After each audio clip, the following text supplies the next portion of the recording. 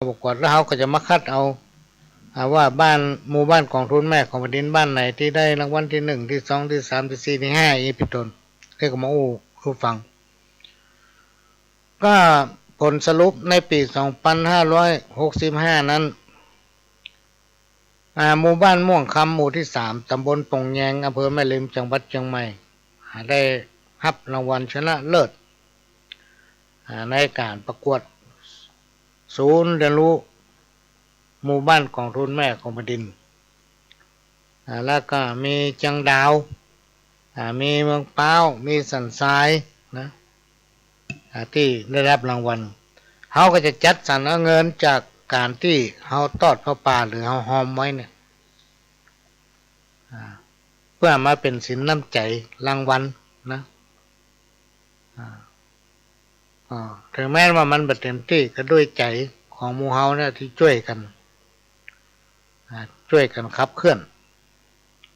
ก็จะมีรางวัลที่1ที่2ที่3ที่4ที่5ที่6อย่างพวก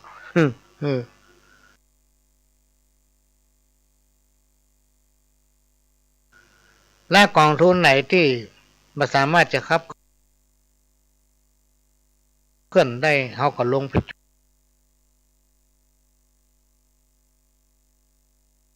ช่วยก็โดยอาศัยเงินเครือข่ายเนี่ยพี่น้องท่านผู้ฟังใจตามความเป็นจริงนะถ้าเราจะอาศัยเงินราชการจะอาศัยเงินหลวงบางเตื้อมันก็มีพี่น้องท่านผู้ฟังบางเตื้อมันก็มีและในยุคปัจจุบันเนี่ยพี่น้องท่าน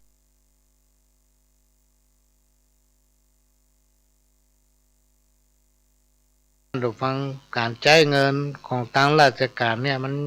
ยากขนาดนั้น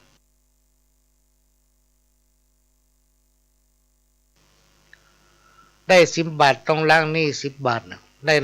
100ก็ล้างหนี้100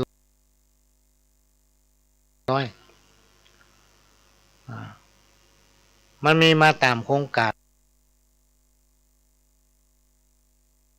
สมมติเรามีโครงการไป3 อย่างมันก็ได้มา3 อย่างต้องทำตามนั้นเป๊ะเลยบิดไปทางอื่นถึงมาได้เพราะฉะนั้นอย่างกิจกรรมที่เราจะตัดเราจะต้องมีการพิมพ์ไวนิลจะต้องมีการพิมพ์ป้ายจะต้องมี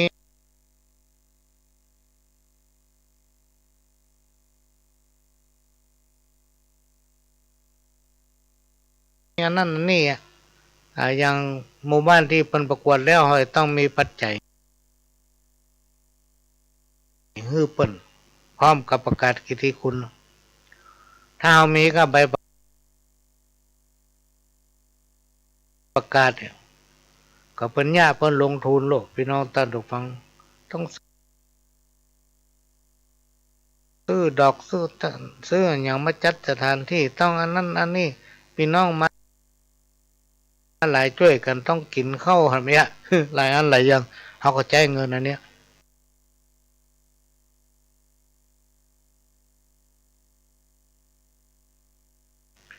เพราะฉะนั้นมติในที่ประชุม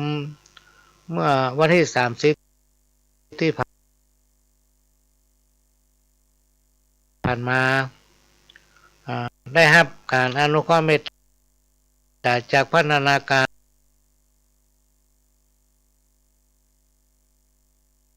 หลายๆอำเภอพัฒนาการชุมชนเนี่ยทุกอำเภอมาร่วมประชุมบางที่ก็เจ้าหน้าที่เพิ่นมาแต่ส่วนใหญ่เป็นพัฒนาการหมดก็ใช้สถานที่หน้าวัดหลวงอ้อในประชุมร่วมกับสำนักงานพัฒนาชุมชนจังหวัดเชียงใหม่และก็ปวสภาค5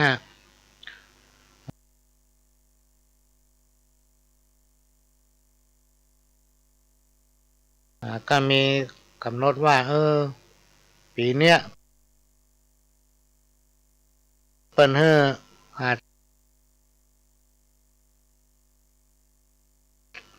ทำผ้าป่ากันเพื่อเงินสมทบเครือข่ายอย่างน้อยๆก็999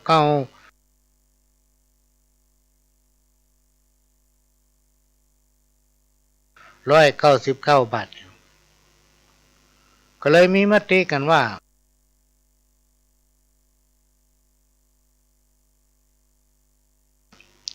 ขอแต่ละอำเภอนั่นเพื่อได้เงินเข้า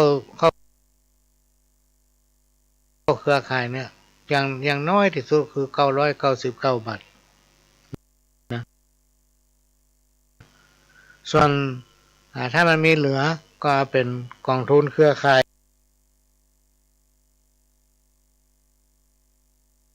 ของระดับอำเภอแต่ถ้ามันได้นักกว่านั้นก็ยิ่งดีพี่น้อง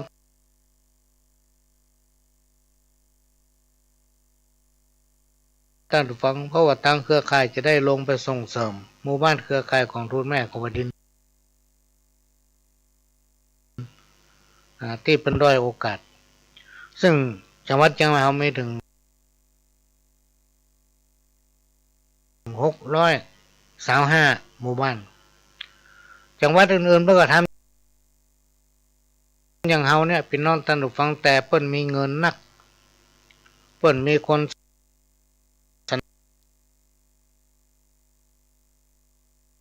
สนับสนุนเปิ้นมีคนบริจาคนักและบ้านเฮาเนี่ยเฮาฮู้หันกันอยู่ก็ไม่อยากจะรบกวนพี่น้อง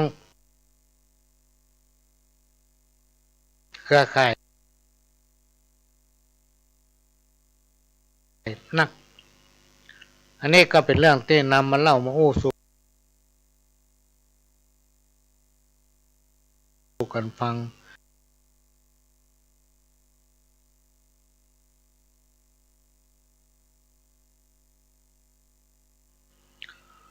โดยพระอาจารย์ชัยกันตาวิโรจน์เจ้าวัดวัดหลวงอ้อพร้อมกับคณะกรรมการของวัดพร้อมกับผู้มีจิตศรัทธาร่วมกันบริจาคปัจจัยได้ไปปูจาเอาลูกนิมิตจากที่ไหนมั่วประหลวงจำมาได้น่าจะตั้งภาคกลางภาคใต้เนี่ยหมูมา9 ลูกที่จริงมันมีอยู่แล้ว9 ลูกละแต่ว่าพี่น้องศรัทธาหลวงพ่อเจ้าวัดวัดดอนตันเพิ่นก็จะสร้างโบสถ์เพิ่นมามีลูกนิมิตเพิ่นก็มาติดต่อขอก็เลยเอาไปตานวัดดอนตันนะแต่ว่ามันเชิญก็เลยไปเอามาใหม่ก็แห่กันไปพี่น้องใต้หรือฟังไปที่พระธาตุเวียงดอยห่อแปลงฐานยู่ลูกนิมิตป้ากันจักใจเจือกลีลาเนี่ยใจเจือกข้าวเนี่ยพี่น้องใต้หรือฟังมัดลากกันขึ้นดอยนะ ขึ้นดอยโอ้คนเฒ่าคนแก่คนหนุ่มคนสาวเนาะรวมถึงตัวพ่อหลวงรวมถึงตัวพระเน้นคนที่ไปด้วยกันเป็นประมาณเกือบจะ20 ลำรถพี่น้องท่านฟังคนหลายร้อยถึงบ้านเปิ้นบ้านเฮาโอ้เตียวขึ้นดอยกันเป็นแถวเปิ้นก็เตียวได้เฮาก็ต้องเตียวได้เนาะปรากฏว่าไปได้ปิกตะกรรมพ่อหลวงนะต้องเป็นนอนเพราะทำวันนี้จะไปทำภารกิจที่เชียงรายตัวเชียงรายวัดพระธาตุเวียงดอยฮ้อนี่มีเวียงปะเป้าเนี่ยเมื่อยพี่น้องต้านถูกฟังมันเหมือนมันเมื่อยเนี่ยเขาบอกเคยเตียวขึ้นดอยปวดโอ้เตียวขึ้นเป็นประมาณสักมันก็บักไก่นะประมาณสัก3 โลประมาณนั้น2 โล3 โลเนี่ยมันก็บอกขึ้นสูงตัวใดแต่มันขึ้นยาวขึ้นไก่ เมื่อยเจ็บปวดมาเดี๋ยวนี้ถ้าเขานั่งเขายังลุกยากนะพี่น้องต้านถูกฟังถ้าเขานั่งนี่ลูกมาคันได้เจ็บหมดตั้งแต่สุมาตั้งแต่ตีนเนาะเวลาเขานั่งรถนี่นะก็ยากจะลงย่ำขี้ดินโทษพี่น้องตั้งแต่ฟังเพราะมันปวด มันเจ็บนะเวลาเขาอยู่อย่างเงี้ยเวลาเขานั่งอยู่เงี้ยลูกเตียวยากเจ็บปวดหมดเอ็นมันแข็งพ่องก็ว่าไปนวดพ่องก็ว่าต้องไปเตียวซ้ำทำไมโอ้ถ้ามาเอา ถ้ามาเอาหน่อยเนาะโอ้เรากระเดียมต้องหายมันเป็นคนเดียวมันต้องหายคนเดียวมันเนี่ยก็ได้บุญนักนะป้าป้านเป็นน้องตันฟังหน้าประทับใจขนาดเลยการต้านโลกนิมิตนั้น ถือว่าเป็นบุญที่ยิ่งใหญ่มหาศาลในครั้งหนึ่งที่เขาเกิดมาเนี่ยเป็นนอนตันฝังโบสถนี่เป็นสร้างแล้วมันจะอยู่ไปมันเป็นร้อยปีเนาะก็ถือว่าเป็นโชคดีของเขาละที่ได้ตอนนี้ก็จะได้เป็นเก้าเป็นกันสร้างอุโบสถไป2 หลังละในปี2564-65นี้อันนี้ก็มาเล่าให้ฟังและที่วัดหลวงอ้อพี่น้องท่านฟังตอนนี้ก็กำลังมีความประสงค์ว่าเขาได้ที่ดินเพิ่มให้วัดเนาะเขาได้ที่ดินเพิ่มให้วัดเพราะว่าสถานที่มันแคบเวลาเขามีการมีงานเนี่ยแทบจะมีที่จอดรถนะที่มันแคบและสังคมในยุคปัจจุบันเนี่ยคนมันแพร่หลายพี่น้องท่านฟังคนมาอยู่กันนักอย่างบ้านหลวงอ้อเนี่ยไม่เป็นหลายปันมีเป็นหลายพันคนนะถ้าครอบครัวนี่ก็มีหลายแล้วเป็น600-700แล้วแล้วก็บ้านขัวโกทำเนี่ยบ้านตาล่องขี้ควานนะรวมแล้วมีสถาตาลูกใจการตั้ม2-3 ปันนะพี่น้องตอนฟังเวลามีการมีงานกรรมมันแคบแต่ว่าอยู่ในขั้นตอนของการเจรจาการจากันอยู่นะถ้าเขาช่วยกันมันคงไม่ยากการลายเหมือนน้อยเหมือนเล่นคงไม่ยากในปีนี้ก็จะมีการทอดกฐินทรายสามัคคีเนี่ยพี่น้องท่านผู้ฟังเพื่อจะได้สะสมสร้างสมเก็บหอมไว้นะเก็บหอมไว้หรือว่าทางวัดจะใช้จ่ายในการทนุบำรุงมันมีการทนุบำรุงอยู่ตลอดพี่น้องท่านผู้ฟังวัดอย่างงามอย่างใดนี่อยู่ที่พี่น้องศรัทธาที่ช่วยกันทนุบำรุงอยู่ที่เขาจะช่วยกันนะเป็นหูเป็นตาเนาะทุกเจ้าก็จะทำการพัฒนาร่วมกับคณะกรรมการตั้งไหนมันบดีอันใดมันสุดสมอันใดมันสำรุดก็จะช่วยกันพอกันคอยทุกอย่างที่กล่าวมาเนี่ยพี่น้องท่านผู้ฟังทุกอย่างที่กล่าวมานี้มันเป็นการที่เราวางแผนไว้เป็นการที่เราวางแผนไว้อันนี้ก็มาเล่าให้ฟังในปีนี้พี่น้องท่านผู้ฟังวัดหลวงอ้อก็จะมีการทอดกฐินสายสามัคคีตะกี้นี่นึกว่าพ่อหลวงบ่ได้มาจัดรายการละน่าจะมาจัดรายการประธานละเพราะพ่อนายเพิ่นห้องไปหามาหาผมหน่อยได้ไหมฝรั่งเนาะมันจะเหมือนคนไทยถ้าคนไทยเอาเตียวไปหากันได้ตลอดไปทางได้ไหมเอื้อนหากันแต่ฝรั่งเนี่ยเพิ่นจะนัดก่อนถ้าเฮามันนัดหรือว่าเพิ่นมานัดเฮาเพื่อกำปะเฮานะพี่น้องท่านผู้ฟังหันก็ไกลไปงั้นนะก็ต้องขออนุโมทนาบุญกราบขอบพระคุณแทนพี่น้องศรัทธาของวัดหลวงอ้อกับพ่อนายเอียนไว้นะพ่อนายเอียนไว้ท่านจะเป็นประธานทอดกฐินสายสามัคคีในปี2565นี้โดยพ่อนายเพิ่นจะเป็นเจ้าเก่านะคำเดียวก็จะได้ประสานแต่ตะกี้ได้ประสานไปทางเจ้าวาดแล้วว่าครับพ่อแกวัดอาจารย์แล้วก็หาวันกันเขาก็หาวันแล้วก็บอกวันให้เพิ่นก็จะได้มีการเสาะหาเนอะพี่น้องท่านผู้ฟังญาติธรรมที่จะมาเป็นสายกฐินนะกฐินสายของเขาเนี่ยมันจะมีสักกี่สายมันจะมีสักกี่ต้นปัจจัยนี่เขาบอกว่ากันพี่น้องท่านผู้ฟังปัจจัยนี่บอกว่ากันบางผู้บางท่านบอกว่าจะไปทำบุญกฐินเขาต้องมีเงินเป็นหมื่นเป็นแสนมันจำเป็นพี่น้องท่านผู้ฟังมีเท่าใดก็ต้องตามกำลังของเขาบาดใจว่าเขามีน้อยแล้วไปตานนักเมื่อเขาได้ตัง10 บาทแล้วไปกินซาวอย่างเพราะอันนี้ส่งมันก็เกิดทำเขาเป็นทุกข์ไปตุยเพราะฉะนั้นวันนี้ก็เลยอาศัยเวลาเนี้ยกับพี่น้องท่านผู้ฟังเครือข่ายสายธรรมว่าเขาจะมีกฐินสายสามัคคีทอดหลังจากวันที่10 ตุลาเนี่ยจะออกพรรษาวันที่10 ตุลาเนอะพี่น้องท่านผู้ฟังหลังจากนั้นถ้าหาวันได้วันใดก็มาประชาสัมพันธ์ก่อนจะพิมพ์ซองก็จะต้องมีรายชื่อรายนามของผู้ที่รับเป็นเจ้าภาพต้นกฐินสายอันนี้ก็มาแจ้งให้ทราบ เงินบางส่วนก็อาจจะให้พระพัฒนาวัดเนาะบางส่วนก็จะเก็บหอมไว้พี่น้องท่านฟังเพราะเขาก็ได้ที่ดินจะขยายที่ดินของวัดมันกำหนดบัดได้ว่าที่ดินนั่นมันตัดใดแล้วเอามาเฉลี่ยเป็นเม็ดมาตรงเม็ดต่อใด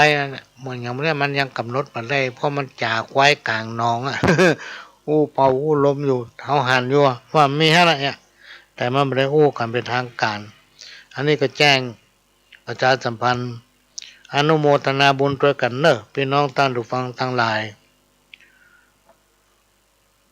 อันนี้ก็มาอู้ฟังขณะนี้พี่น้องท่านผู้ฟังก็กำลังรับฟังรายการสาระสปะร้อยอ่านปันเรื่อง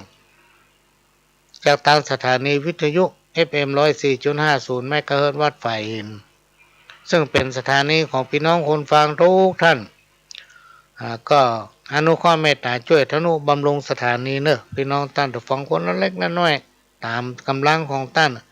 บ่ต้องมาที่สถานีบ่ต้องเสาะหาผู้หลวงบ่ต้องไปหาผู้ดำเนินรายการก็ได้ไปที่ธนาคารหยังก็ได้ไปบอกเพิ่นโอนตังค์ให้แม่คำเตอให้แม่จะทนุบำรุงสถานีนะพี่น้องท่านผู้ฟังก็ได้จะบอกหมายเลขที่พี่น้องท่านผู้ฟังจะร่วมทำบุญบำรุงสถานีสามารถโอนเงินนะละออนเดียวเขาโอนทางโทรศัพท์เนอะพี่น้องท่านผู้ฟังโอนเงินหรือว่าปัจจัยนะเข้าบัญชีชื่อบัญชีเป็นสคสลา2 ตัวนะพี่น้องท่านฟังชื่อบัญชีของสถานีสคสลา2 ตัววอแหวนจุดนะเลขบัญชี4712274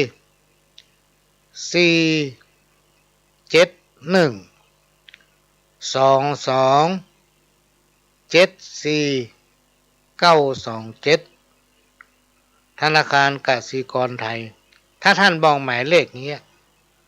ก็เดินมันออกหน้าจอของธนาคารท่านจะไปธนาคารไหนก็ได้ถ้ามันต่างธนาคารไม่เสี่ยงค่าธรรมเนียมน้อยหนึ่งก็เจอเนอะลูกความเมตตาร่วมทนุบำรุงสถานีเขาก็จะได้ฟังกันไปเมินพี่น้องท่านผู้ฟังอยู่ด้วยกันไปเมินพระหลวงก็กล่าวว่าจะอยู่กับพี่น้องท่านผู้ฟังเอาจนตายบ่ มันเป็นธรรมดาคนเราเนี่ยพี่น้องท่านผู้ฟังที่เราอยู่บนโลกเนี่ยมันก็ต้องมีอันเป็นไปทุกคนในที่สุดทุกคนก็ต้องมีอันเป็นไปเหมือนกันมันมีไผโป้นสักคนเกิดแก่เจ็บตายนะมันเป็นธรรมดาครูบาอาจารย์เพิ่นบอกว่าเหมือนกับน้ำต้นนะกะเหมือนกับน้ำหม้อน้ำต้นดินเผาอย่างทั้งหลายเหล่านี้นะเอาแปลงมันมามันก็ย่อมจะแตกจะลุจะพังไปถ้าเอาบักไข่ให้มันลุมันพังบักไข่ให้มันแตกมันหักก็บ่ท่าแปลงเหมือนกับถ้าไผ่เกิดมาแล้วบักไข่ตายก็บ่ท่าเกิดอันนี้ก็เอามาฟังบัดได้นะพี่น้องท่านฟังมาเปลี่ยนบรรยากาศให้พี่น้องท่านฟังได้ฟังสาระใดที่มันเป็นกรรมเก่าพ่องนะก็ไม่จำเป็นต้องพี่น้องท่านฟังแม่นมันไม่เป็นกรรมเก่าที่มาหลายเตือนมันต้องติ๊กอย่างว่าทำดีได้ดีทำบดีได้บดีก็ต้องมันแหละมันเพื่อมันขึ้นใจไว้ให้สังเกตได้จากในยุคปัจจุบันกับแต่ก่อนเนี่ยมันต่างกันพี่น้องท่านฟังเพราะอย่างในยุคปัจจุบันเนี่ยพี่น้องท่านฟังเราอ่อนจะไปนั่งฟังธรรมเนี่ยมีนะเรามาสังเกตทุกวันทุกวันศีลวันพระในตลอดการพรรษาลองไปนั่งสังเกตพอเราอ่อนไปนั่งฟังธรรมมีมันมีนอกจากว่าไปตัวส่วนมากก็จะเป็นแม่ยิงพี่น้องท่านฟังพ่อใจนี่บ่ใครมีสมัยก่อนเพิ่นมีน่ะย่าพ่อหลวงนี่ไปนั่งฟังธรรมไปกับพ่อแม่หรือบางทีสินนี้พ่อแม่ไม่ได้ไปเฮาไปคนเดียวไปนั่งฟังนามธรรมะอันเป็นคำสั่งสอนขององค์พระสัมมาสัมพุทธเจ้าเนี่ยมาประดับใจนะมาประดับใจไว้ในใจเขากู้กับการประกอบสัมมาอาชีพนะพี่น้องท่านผู้ฟังกู้กับการประกอบสัมมาอาชีพการดำรงชีวิตประจำวันของเขาเนี่ยเขามีธรรมะไว้ มันบ่เสียหลายมันก็บุญเนี่ยพี่น้องท่านผู้ฟังบางคนก็บอกว่าเฮาเนี่ยทำบุญทำบุญว่านะยังมาหันได้อย่างสักอย่าง บุญนี่มันมีพี่น้องท่านผู้ฟังแต่มันมาจากเฮาจะทำบุญนักบุญน้อยเนี่ยบ่เป็นหยังบ่เป็นหยังพี่น้องท่านผู้ฟังแต่ว่ามันจะอยู่ที่บุญที่เฮาสั่งสมไว้แต่อดีตชาติบางทีเฮาทำนักแต่ว่ากรรม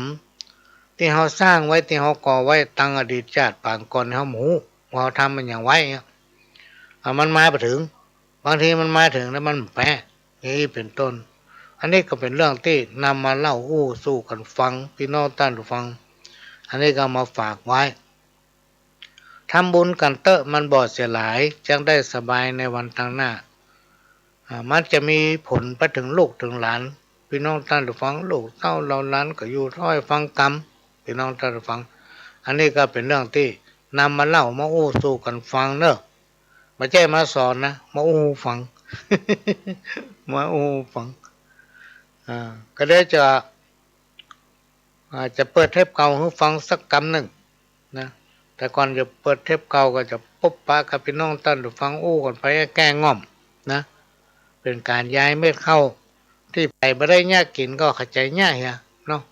ไปไม่ได้ยากกินก็เข้าใจง่ายก็เดี๋ยวเราเลิกการเลิกงานมาอยากกินข้าวเลยอันนี้ก็มาเป็นกู้เป็นกิมพี่น้องท่านฟังในช่วงนี้นะในช่วงนี้เป็นประจำทุกวันเสาร์ตั้งแต่เวลา4 โมงถึง6 โมงแมลงเป็นประจำทุกวันอาทิตย์ตั้งแต่บ่ายโมงถึงบ่าย3วันอาทิตย์นี่2 รอบแล้ว5 โมงถึง6 โมงเป็นประจำทุกคืนวันพฤหัส3 ทุ่มถึง5 ทุ่มก็จะเปิดเทปเก่าให้ฟังสักแป๊บหนึ่งพี่น้องท่านฟังเดียวกันหันไปหูมานี่มาอย่างกระโมนะเชิญครับเป็นพันเปลี่ยนฤดูไปเปลี่ยนอันนี้ไปละแปรไปละสูงหมกประมาณศอกปลายเนี่ยออกงวงละเอารถไปตัดไปเกี่ยวในยุคปัจจุบันเนี่ยอย่างมันก็เปลี่ยนไปได้พี่น้องท่านผู้ฟังมันเปลี่ยนไปตามกาลสมัยสมกับเป็นยุคที่มีการพัฒนารุ่นหน้าในสังคมแห่งความหลากหลายมันหลากหลายพี่น้องท่านผู้ฟังมีการขยายพันธุ์แพร่ขยายออกไปคนจากหลายพื้นที่มาอยู่รวมกันในสังคมชุมชนคนเนื้อแต่บ่ค่อยมีหรอกมันก็เอาไปต่างบ้านต่างเมืองอย่างเอาไปกรุงเทพเนี่ยพี่น้องท่านผู้ฟังคนกรุงเทพก็ออกไปอยู่ตั้งนอกไปนักเหมือนกันในตัวเมืองเชียงใหม่เนี่ยคนในตัวเมืองเชียงใหม่แต่เป็นก็ออกไปอยู่ทั้งนอกกันนักแล้วมันก็มีคนหลายเชื้อชาติศาสนามาอยู่รวมกันในบ้านในเมืองรวมไปถึงภาคเหนือของเขาโดยเฉพาะบ้านของเขาเนี่ยพี่น้องท่านผู้ฟังมันเป็นสังคมผสมเป็นคนต่างบ้านต่างเมืองผู้ที่มีความรู้มีการศึกษาเป็นปราชญ์เป็นผู้ที่มีหน้ามีตามีการมีงานทำในสังคมนั้นเป็นพี่น้องราษฎรที่แยกการทำงานนะแล้วเข้ามาอยู่ในบ้านเราป้าปนกันไปคนในบ้านเราแท้ๆนี่ก็เริ่มหายไปขยับขยายออกไปอยู่ทั้งรอบนอกเป็นสังคมผสมสังคมรวมโดยเฉพาะบ้านจัดสรรเนี่ยพี่น้องท่านผู้ฟังคืนให้คืนนาไปหมด เพราะอย่างคนมันนักจ้าง100เป็น200ในสมัยก่อนเนี่ยพี่น้องท่านผู้ฟัง4-50 ปีผ่านมาเนี่ยคนในประเทศของเขาเนี่ยยังมีไปถึง10 ล้านเลยมีประมาณ3 ล้านไป4 ล้านด้านมาปัจจุบันเนี่ยแพร่ขยายนักขนาดเลยแพร่ขยายนักขนาดอันนี้ก็เป็นเรื่องที่เราจะต้องร่วมกันรณรงค์สร้างความสมานฉันท์ด้วยการนำเอา พิธีทำอย่างรถรวนขบวนพิเศษของจังหวัดเชียงใหม่ที่เป็นจัดหลายๆหมู่บ้านตำบลที่เป็นจัดธรรมะสัญจรเพื่อช่วยกันขับเคลื่อนเอาธรรมะอันเป็นคำสั่งสอนขององค์พระสัมมาสัมพุทธเจ้าเข้าสู่หมู่บ้านชุมชนเข้าสู่สังคมซึ่งมีการขยายแพร่หลายนักขึ้นถ้าสังคมใดพี่น้องท่านผู้ฟังไร้ธรรมะบ่มีคุณธรรมบ่มีจริยธรรมสังคมนั้นอยู่ยากอยู่ก็บ่ม่วนมีการทะเลาะเบาะแว้งบ่ลงรอยกันคิดไปคนอย่างคนอันถ้าสังคมไหนเหินห่างจากธรรมะอันเป็นศีลธรรมเป็นคำสั่งสอนองค์สัมมาสัมพุทธเจ้าไว้ประจำใจไว้ในสังคมชุมชนโดยบ่ยึดหลักธรรมะสังคมนั้นอยู่บ่ม่วนหาความเจริญยากพี่น้องท่านผู้ฟังเพราะคนที่บ่มีศีลบ่มีธรรมบ่มีคุณธรรมจริยธรรมอยู่ในใจเนี่ยมันเป็นคนที่มีความกระด้างกระเดื่องบ่ยอมไผถ้าเขาจะเอาค่านิยมจากการเรียนรู้จากประสบการณ์ที่ไปหลายๆบ้านหลายๆเมืองแล้วปิ้งมาอยู่บ้านเฮาเนี่ยซึ่งสังคมบ้านเฮานี่เปิ้นจะรักษาไว้ซึ่งหีบห้อยประเพณีที่ปู่ย่าตายายนำปฏิบัติสืบตามกันมาปรากฏว่าสังคมนั้นอยู่เย็นเป็นสุขมาจนถึงรุ่นเฮารุ่นลูกรุ่นหลานเนี่ยถ้าเฮาไปช่วยกันรณรงค์และรักษาไว้หีบห้อยประเพณีนะรวมไปถึงน้อมนำเอาคุณธรรมจริยธรรมเข้าสังคมชุมชนพี่น้องท่านฟังในอนาคตลูกหลานของเฮานี่จะอยู่ในสังคมที่หลากหลายและใจคนแคบใจคนจะแคบถือเป็นพรรคเป็นพวกคนนั้นเป็นหมู่คนนั้นคนนี้เป็นหมู่คนนี้นะบ่วางตัวเป็นกลางโดยเฉพาะการเป็นผู้นำเนี่ยพี่น้องท่านผู้ฟังผู้นำเนี่ยจะต้องมีความพร้อมทางด้านจิตใจและมีพื้นฐานทางด้านศีลธรรมทางด้านคุณธรรมนะโดยน้อมนำเอาธรรมะอันเป็นคำสั่งสอนของสัมมาสัมพุทธเจ้าโดยเฉพาะธรรมะขั้นพื้นฐานคือศีล5ข้อเนี่ย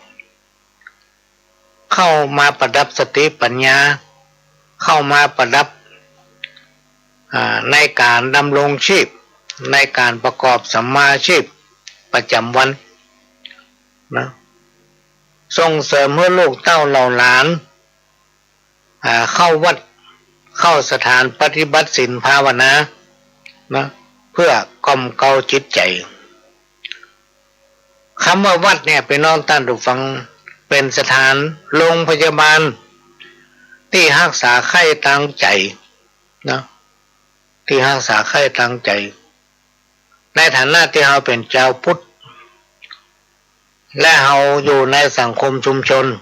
ไม่ใช่มีก้าเรามีลูกมีหลานมีญาติกาพี่น้องถ้าสังคมไหนมีความสมัครสมานสามัคคีมีความฮักรวมใจกันเป็นหนึ่งสังคมนั้นมีความเจริญรุ่งเรืองอยู่ก็ม่วนไปไหนก็ม่วนนะแต่ถ้าสังคมใดมีทิฏฐินักบ่น้อมนำเอาศีลธรรมเข้ามาประดับจิตใจแม้ว่าจะจัดโครงการไหว้สาปรมีธรรมหรือจัดโครงการธรรมะสัญจรติ๊กๆเนี่ยปากว่าไปได้ใจในบัดตามนะกำปากอู้เอางามเอาน้ำใส่มาช่วยหน้าเปิ้นว่าศีลธรรมมันก็ว่าศีลธรรมนะเปิ้นว่าไปฟังธรรมมันก็ว่าไปฟังธรรมนะเปิ้นว่าไปฟังเทศน์มันก็ไปฟังเทศน์แต่ใจไม่ในหูคนเฮาถ้าใจมันแน่วแน่และบัดยึดมั่นในคุณธรรมจริยธรรมเนี่ยพี่น้องท่านผู้ฟังจะฟังธรรมสักกี่โภคนะ นั่งภาวนาจนก้นปวดด้านบ่โหกบ่ปูดมันก็บ่หาประโยชน์จากการปฏิบัตินั่นบ่ได้ไปนั่งเอาก้นด้านไปฟังธรรมไปพร้อมเปิ้นแต่มาน้อมนำเอาธรรมะอันเป็นคำสั่งสอนที่เปิ้นเอามาเทศเอามาเล่าเอามาอ่านให้ฟังนั้นเข้าใส่ใจถูกเก่าฟังหูซ้ายออกหูขวาชื่อว่าไปฟังธรรมบ่ได้ขณะนี้พี่น้องท่านผู้ฟังก็กำลังรับฟังรายการสาระธรรมกรรมเก่าสาระสปะร้อยอ่านปันเรื่องจากสถานีวิทยุกระจายเสียงพระพุทธศาสนาแห่งชาติและสังคมขึ้นเพื่อการศึกษาพระพุทธศาสนาและวัฒนธรรม FM 104.50 เมกะเฮิรตซ์จากวัดไผ่หินวัดไผ่หินตั้งอยู่หลังมหาวิทยาลัยเชียงใหม่ตำบลสุเทพอำเภอเมืองจังหวัดเชียงใหม่และก็ได้รับการอนุเคราะห์เมตตาจากท่านผู้อำนวยการสถานีแถม4สถานีวิทยุล้านนาเชียงใหม่และก็สถานีวิทยุคลื่นพัฒนาคุณภาพชีวิต FM 92.25 วัดหลวงประแดงมหาวิหารสถานีวิทยุคลื่นพัฒนาคุณภาพชีวิต FM 98.75 คลื่นธรรมะของชุมชนวัดห้วยตองซักตำบลขวางเปาอำเภอจอมทองจังหวัดเชียงใหม่สถานีวิทยุมนต์เสียงธรรม106.25 วัดบูพารามอำเภอแม่แจ่มจังหวัดเชียงใหม่ก็ต้องขอกราบขอบพระคุณท่านผู้อำนวยการถึง 4-5 สถานีที่ได้ให้การอนุเคราะห์เมตตานำเอาเสียงรายการนี้เผยแผ่สู่พี่น้องท่านผู้ฟังก็มาพบปะกันเป็นประจำพี่น้องท่านผู้ฟังดำเนินรายการด้วยก้าวกับผมพระหลวงสว่างธาตุยินจันทร์ประธานเครือข่ายของทุนแม่ของแผ่นดินจังหวัดเชียงใหม่และ8จังหวัดภาคเหนือรองประธานศูนย์ประสานงานของทุนแม่ของแผ่นดินแห่งชาติประธานคณะที่ปรึกษาผู้ตรวจราชการภาคประชาชนด้านต่างๆจังหวัดเชียงใหม่ก็มาพบปะพี่น้องท่านผู้ฟังเป็นประจำทุกวันเสาร์ตั้งแต่เวลา 4 โมงถึง 6 โมงแมลงและวันอาทิตย์นั้น2 เวลาบ่ายโมงถึงบ่าย3และก็ 5 โมงถึง 6 โมงแมลงและเป็นประจำทุกคืนวันพฤหัสตั้งแต่เวลา 3 ทุ่มถึง 4 ทุ่มก็มาพบปะพี่น้องท่านผู้ฟังจะพยายามมาหลายๆเทื่อหน่อยแต่ว่าหาเวลายากเหมือนกันเนอะพี่น้องท่านผู้ฟังเพราะว่าพระเถระครูบาอาจารย์ผู้ดำเนินรายการสถานีประเดี๋ยวกับตะกอนมันเหมือนกันตะกอนมันหาคนยากเนาะโอ้ประเดี๋ยวนี้มันเป็นยุคสมัยครูบาอาจารย์พระนักเทศน์วิทยากรผู้ดำเนินรายการก็นักพี่น้องท่านผู้ฟังเป็นห้องว่ามันเป็นในยุคโลกาภิวัตน์เพราะนั้นเวลามันหายากโดยเฉพาะตัวของพระหลวงในบางเตื้อบางทีไม่ได้มาเข้ารายการสักคำพี่น้องท่านฟังอย่างพระรหัสที่ผ่านมาลืม ลืมลาไม่ใช่ลืมจัดคือมาประตันไปนอนอยู่พุ่นพระเจ้าจังไห้พุ่นปิ้งมาถึงบ้านพอ 4-5 ทุ่ม4-5 ทุ่มฝนตกตลอดทางพอได้ลาท่านอาจารย์ผู้อำนวยการสถานีวิทยุสกรรมลืม เนี่ยบางทีมันมีภารกิจที่ต้องไปภารกิจที่ขาดไม่ได้ก็คือเวลาไปทำพิธีขึ้นเสาเอกขึ้นยกเสาเอกเสาโทไปบวงสรวงไปศาลพระภูมิศาลพระพรหมไปงานเกี่ยวกับเลิกงามอะไรอย่างต่างๆเนี่ยมันขาดมาได้พี่น้องท่านฟังต้องตรงเวลาและไปก่อนเวลาอาจจะมาเลื่อนเป็นผู้คนอื่นหรือว่าไม่ได้ไปโอ้เมื่อยวันนี้นะไปไม่ได้ละพี่น้องท่านฟังถ้าหับปากว่าแล้วต้องไปเหมือนกับตนนิมนต์เนี่ย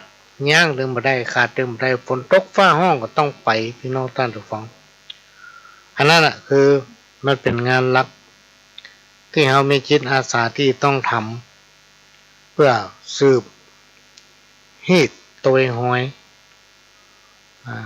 มาเก่าซึ่งครูบาอาจารย์เพิ่นนำปฏิบัติสืบตามกันมาเป็นรุ่นแต่มันก็ยังว่าพี่น้องท่านผู้ฟังศิษย์ต่างครูอาจารย์ต่างวัดมันเรื่องเหมือนกัน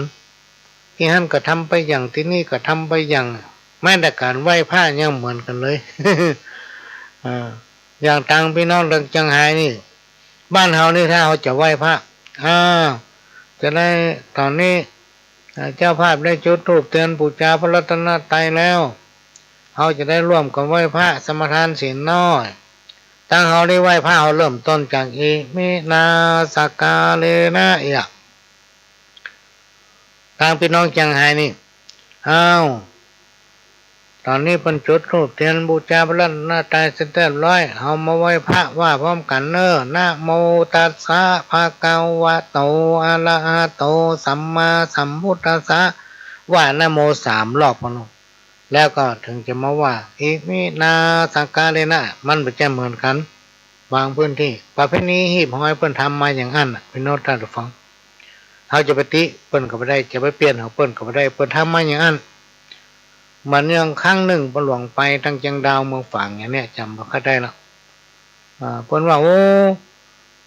เปิ้นไม่ได้แย่อย่างนี้เนอะมีคนผู้ฮู้จากทางในเมืองเขาเนี่ยแต่จำไม่ได้ฮู้ว่าที่จำได้คือทางในเมืองเนี่ยไปทักว่าทำอย่างนี้ไม่ถูกต้องทางปุ่นเปิ้นมาทำอย่างนี้เท่าหน้าง่ายเลยพี่น้องท่านผู้ฟังเพราะเปิ้นก็มีคนผู้ฮู้มากันเปิ้นว่าฮีดเขามีอย่างนี้พ่อแม่ปู่ย่าตายายเปิ้นปฏิบัติสืบตามกันมาเป็นร้อยปีถ้าเปิ้นแยกกันอย่างเงี้ยแล้วคุณอยู่ที่ไหนอันนั้นเป็นเหตุของคุณหรอกคุณอย่างเงี้ยได้เป็นเรื่องของคุณแต่บ้านของตั้งเฮาได้เปิ้นแยกงี้เฮาก็อย่างเงี้ยโอ้มันได้นะพี่น้องท่านผู้ฟังบางทีประเพณีมันเหมือนกันนะอย่างทำบุญก็คือทำบุญเหมือนกันหมดแต่ลักษณะการปฏิบัติไม่แตกต่างกันไม่น้อยนึงรวมไปถึงการสมทานศีลเนี่ยพี่น้องท่านผู้ฟังการสมทานศีลเนี่ยก็จะถ้ามีโอกาสพี่น้องท่านฟังก็จะนำเรียนครูบาอาจารย์ว่าถึงเรื่องการสมทานศีลเนาะเอาไปหลายพื้นที่มันไม่ค่อยเหมือนกัน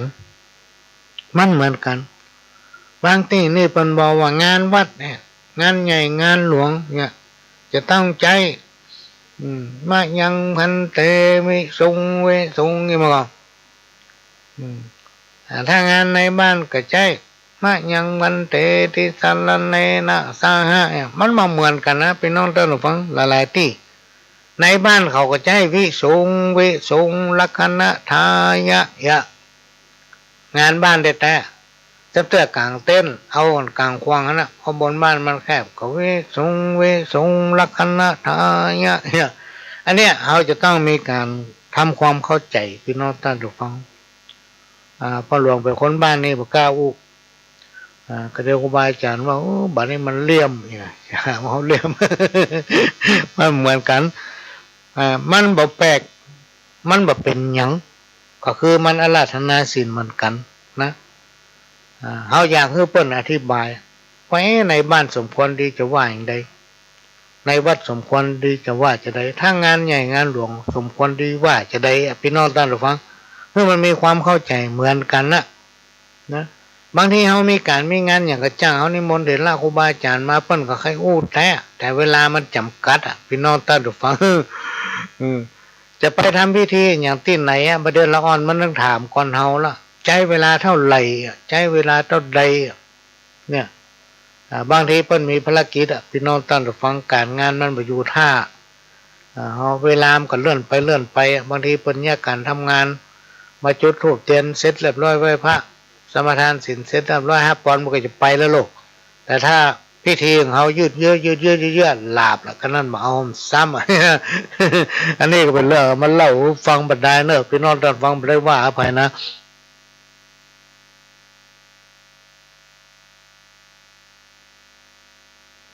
ครับอันนี้อย่างการหาวันเนี่ยพี่น้องท่านถูกฟังประเดี๋ยวเนี่ยการหามื้อจันทร์วันดีเนี่ยหนังสือมันมีขายนักพี่น้องท่านถูกฟังมันมีขายไปทั่วประเทศไม่ใช่มีเฉพาะล้านนาเชียงใหม่เขานะมันขายไปทั่วประเทศทุกภาคจะมีหนังสือปฏิทินล้านนาหมด ล้านนามันมีหลายฉบับนะพี่น้องท่านผู้ฟังของอาจารย์นั้นของเกจิอันนี้ของเถระองค์นี้มันมีหลายฉบับแล้วไปหาวันคนเดียวอย่างกรุงเทพภาคกลางภาคใต้มันจะมีวันเสียโลพี่น้องท่านผู้ฟังเปิ้นบาอู้ถึงวันเสียเลยมีหลายคนที่มาปลูกบ้านแปลงเงินเฮาว่ามันเป็นวันเสียแท้ๆนะถ้าขืนว่าเฮาตักไปว่าวันนี้มาวันเสียมันก็จะโคนเฮาม้อยเฮาต้องย้อนถามอู้ไก่ๆไปว่าจะได้ถึงจะเอาวันนี้ถึงจะเอาวันเนี้ยกะวันอื่นมาได้กะไอ้เนาะเขาถึงอ้างไปอู้ไก่ๆมันได้แล้วครับเพราะว่าผมว่างวันนี้ผมลางานไว้ละเนี่ยพี่น้องผมก็จะมาวันเนี้ยบางที่บางแห่งพี่น้องท่านผู้ฟังอย่างร้านอาหารก็ดีร้านอะไรอย่างก็ดีที่เป็นมีหุ้นส่วนกันวันนัดกันพร้อมแล้วเขาหู้อยู่ว่าเป็นวันเสียเขาตักบัดได้พี่น้องท่านผู้ฟังเพราะอย่างประกาศตื่นล้านนาเนี่ยมันมีไปทั่วประเทศเลยประเดี๋ยวนี้หนังสือตำราอย่างต่างๆเนี่ยพี่น้องท่านผู้ฟังลองไปทำเซเว่นไปทำห้างขายหนังสือมันมีไปทั่วกระจายไปทั่วแล้วไปหาวันคนเดียวเอาเข้าวันเสียนี่เขาไม่ค่อยถือละเหตุที่บ่ถือเพราะอย่างพ่อไปหาวันคนเดียวไปหาวันที่จากที่อื่นมาอย่างผู้บางท่านอยู่ภาคใต้ปะเนี่ยมาผมยาววันเนี้ยพ่อญาติภรรยาผมหามาพ่อแม่หามาเฮ้ยอันนี้คัดเป็นยากกว่ากันนะพี่น้องท่านผู้ฟังอย่างศาลเจ้าที่อย่างทั้งหลายเราเนี่ยถ้าเมียเพิ่นจะทำก็จะเป็นต้องทำพี่น้องท่านฟังคัดใจเขาไม่ได้มันแหงเดี๋ยวเจ้าตี้ดิมดีบ้านแตกโลกกูจะเอาอย่างนั้นเนี่ยผู้รักผู้ใหญ่หลายผู้หลายท่านพี่น้องท่านฟังเพิ่นถือว่าเพิ่นว่างวันนั้นผมว่างวันนี้พอดีวันอื่นผมไม่ว่างเนี่ยเพราะมันปวดหัวขนาดนะเพราะนั้นตำหาเนี่ยพี่น้องท่านฟังถ้าเป็นไปได้นะเขาอยากเอามารวมกันอยากมารวมมาเปาะมาหอมกันอันไหนมันดีแท้บ่ดีแท้กำเป็นยังพี่น้องท่านฟังเอามาอยู่ในเล่มเดียวกันนั่นจังอาจารย์นั่นจังอาจารย์นี่ถ้าเขาปล่อยเสรีประชาธิปไตยอย่างตึงวันนี้มันมีขายทั่วแล้วมาหักล่างกับพี่หอยของเขาและในที่สุดพี่น้องท่านฟังสัก30 ปีไปหน้าเนี่ยมันจะเป็นปลาแลปัจแจนะปลาแลมเต็มแตะนะพี่น้องท่านฟังลองกึดใจพอเถอะเพราะฉะนั้นสิ่งทั้งหลายเราเนี่ยเขาต้องฝังไว้กับละอ่อนที่เขาจะเป็นคนใหญ่ในวันตั้งหน้านะเขาจะต้องสืบหีบตามห้อยที่ปู่ย่าตายายที่เขาตั้งหลายเนี่ยเป็นผู้เป็นลุงเขาปฏิบัติเนี่ยโอ้สมัยพ่อนานสมัยพ่ออุ้ยสมัยพ่อน้อยสมัยพ่อลุงสมัยแม่ป้าเพิ่นทำกันอย่างอี้เขาจะได้หู้แต่มันต้องถูกต้องตุยต้องถูกต้องตุยหลายๆอันหลายๆอย่างพี่น้องท่านดูฟังตึงวันนี่ผมมันเป็นจะได้นะมันแง่เป็นคนที่คนต่างแง่เป็นคนที่คนต่างยังมีการอบรมมันนั่นสัมมนาอันเนี้ยกันยังมันแง่พร้อมกันไปเลยซ้อหางบประมาณมาทำมุ่งทั่วกันไปเลยอย่างจังหวัดเชียงใหม่จะมีการสัมมนาจะมีการประชุมเนี่ยวัยวัดจากรก็ดีอย่างต่างๆเราเนี่ยอันนี้ไม่ได้ว่าไปนะพี่น้องท่านฟังตามความคิดเห็นนะเอาควรจะเนี่ยพร้อมกันถึงหมู่ถึงมวลถึงมันหู้มากันถึงมดเนี่ยพี่น้องท่านผู้ฟังแต่ก่อนนี้พระหลวงยังเคยคัดค้านเรื่องอย่างมาแจ้ไปต่อต้านเปิ้นนะมาแจ้มีความคิดเห็นที่รุนแรงนะเหมือนการประชุมประจำเดือนของผู้ใหญ่บ้านกำนันในฐานะที่เขาเคยเป็นผู้ใหญ่บ้านกำนันมาก่อนหัวหน้าส่วนก็จะต้องไปประชุมร่วมหมายถึงทุกส่วนเลยพี่น้องท่านผู้ฟังร่วมไปถึงเทศบาลอบตอย่างเนี้ยเวลามีประชุมแก่บ้านกำนันเนี่ยน่าจะเอาไปร่วมกันถึงหมดเลยนะถึงท้องถิ่นท้องที่ไปประชุมร่วมกันร่วมกับหัวหน้าส่วนต่างๆไผมีอย่างก็โอ้เป็นวันละวันนั้นเขาตึงประชุมไม่ประชุมวันค่ำก็วันเดียวพี่น้องท่านผู้ฟังคนที่เป็นมีจิตอาสาเปิ้นเข้าไปเป็นอาสาพัฒนาหมู่บ้านเป็นตัวแทนของหมู่บ้านชุมชนเปิ้นต้องเสียสละเวลาอยู่แล้วยังทุกวันที่1ก็ดีทุกวันที่5ก็ดีมีการประชุมจำเดือนควรเอาส่วนราชการต่างๆบอกว่าจะเป็นท้องถิ่นไปร่วม เอาหัวหน้าส่วนมันไปมันจะได้หู้เหมือนกันไงพี่น้องท่านผู้ฟังอันนี้หู้คนเตื้อหู้คนยังอ่ะละ10 ปากอู้บัดเต้าตาหันเนี่ย10 กรรมที่เขาฟังเปิ่นอู้มาบัดเต้าก็เขาไปได้ยินคนเดียวเนี่ยถ้าสามารถรวมกันได้มันจะมีประโยชน์มากมายมหาศาลเหมือนกับหนังสือตำรับตำราเนี่ยพี่น้องท่านผู้ฟังที่มันวางขายทั่วไปเนี่ยถ้ามารวมเป็นเล่มเดียวเล่มเป็นปันเขาก็ซื้อได้พี่น้องท่านผู้ฟังพ่อสาระมีหั่นเปิดพอจะเอาได้เป็นเรื่องหนึ่งล่าตำหามาฮักล้างกันเอาเข้าจากคนทุกเจ้าก็บูชาบางปฏิทินวันเก้ากองเป็นทำวันเนี่ยทำปฏิทินวันเก้ากองก็เป็นทำวันเนี่ยวันนี้มันไม่ดีเสียงยังเป็นวันโจมเนี่ยย้ำเนี่ยยังก็บ่ขึ้นเพราะมันเป็นวันโจมเนี่ยปฏิทินนำอันว่าวันฟูผมแล้วเนี่ยโอ้มันปวดหัวนะพี่น้องท่านผู้ฟังอย่างบางตำราเนี่ยบอกว่าวันนี้ห้องควรมาเนอะหมอนั่นมันบาดเจ็บเนาะไปประสบอุบัติเหตุมาหาวันใดก็ห้องควรมาวันใดก็ว่าควรมาวันใดก็ว่าควรมาเนี่ยพี่น้องท่านผู้ฟังเพราะหลากหลายตำราอยู่คนละที่ละตังถ้าคนไปหาตำรามาคนเดียวโดยเฉพาะพี่น้องศรัทธาพุทธศาสนิกชนเนี่ยถ้าบอกเข้าวัดบอกเข้าว่าบ้านปู่จานก็ไปวัดมันก็บอกเข้านะเพิ่นย่าหยำก็ไปแล้วไปหาวันคนเดียวแล้วไปนิมนต์ทุกเจ้าถ้าทุกเจ้าบอกว่าโคตรทำละที่เขาไปนิมนต์บัดได้สักเตื้อเนี่ยที่ตั้งนั้นมันยังไปตั้งนี้มันยังไปเอาเข้าไปโคตรให้ทุกเจ้าทุกเจ้าเนี่ยไปตนนิมนต์หรอกพี่น้องท่านผู้ฟังผู้จานนี่ไปตนนิมนต์นะเหมือนกับทุกเจ้านะพระหลวงนี่ก็ยังเดียวกันนะท่านนัดเท่าวันที่11นั่นนะของวันที่11น่ะ9 โมงหน่อยเนาะ9 โมงเขาไม่ฮันละแล้วไผ่มาหาแถมวันที่11เขาก็ไปละพอฮับปากคนแล้วเนี่ยยำเรนี่มีถึงวันที่3 พฤศจิกาบ่เขาฮับปากคนไว้เขาจะเป็นยังได้อยู่ที่ในวันที่3เขาต้องไปขึ้นได้ที่เขานั่นหมายเพิ่นไว้แต่ว่าฮับปากเพิ่นไว้ฝนจะตกฟ้าจะห้องเขาก็ต้องไปนอกจากว่าเพิ่นจะมาขอยกเลิกขอสุมาภัยขอยกเลิกตั้งผมมีปัญหานั่นตั้งข้าเจ้ามีปัญหานี่อันนั้นแปมเรื่องหนึ่งอันนี้เป็นสิ่งที่มันเป็นสัจจะนะพี่น้องท่านทุกฟังห้อยไปคิดว่าโอ้ที่กูไปหาไม่ได้ก็ไม่ได้ที่อื่นมันไปอ่ะ อันเนี้ยสำคัญมันก็หลายอันหลายเรื่องพี่น้องท่านทุกฟังที่เขาตำนี้มาว่างานนี้มหันงานเนี้ยมหันมาเลยที่อื่นมันไปคือมันมีตารางไว้ล่วงหน้าแล้วพี่น้องท่านทุกฟังอย่างวิธีทำในตำบลสันปีเสื้อเนี่ยอันนี้ไปแจ้มาโอ้คำเก่ารับได้ว่าอภัยนะพระหลวงเนี่ยเป็นคนกึศก่อตั้งร่วมกับกำนันลักบุญชละนายกลักบุญชละคนปัจจุบันเนี่ยพระหลวงเนี่ยเป็นคนคิดหลวงพ่อพระครูโสพลบุญญาภรณ์อดีตเจ้าวาดวัดโสพนารามอดีตเจ้าคณะอำเภอแม่ริมออกแนวฮื้อนำปฏิบัตินะตามหลักแล้วจะต้องมีธูปเทียนจุดระลึกถึงพระคุณของเพิ่นนะ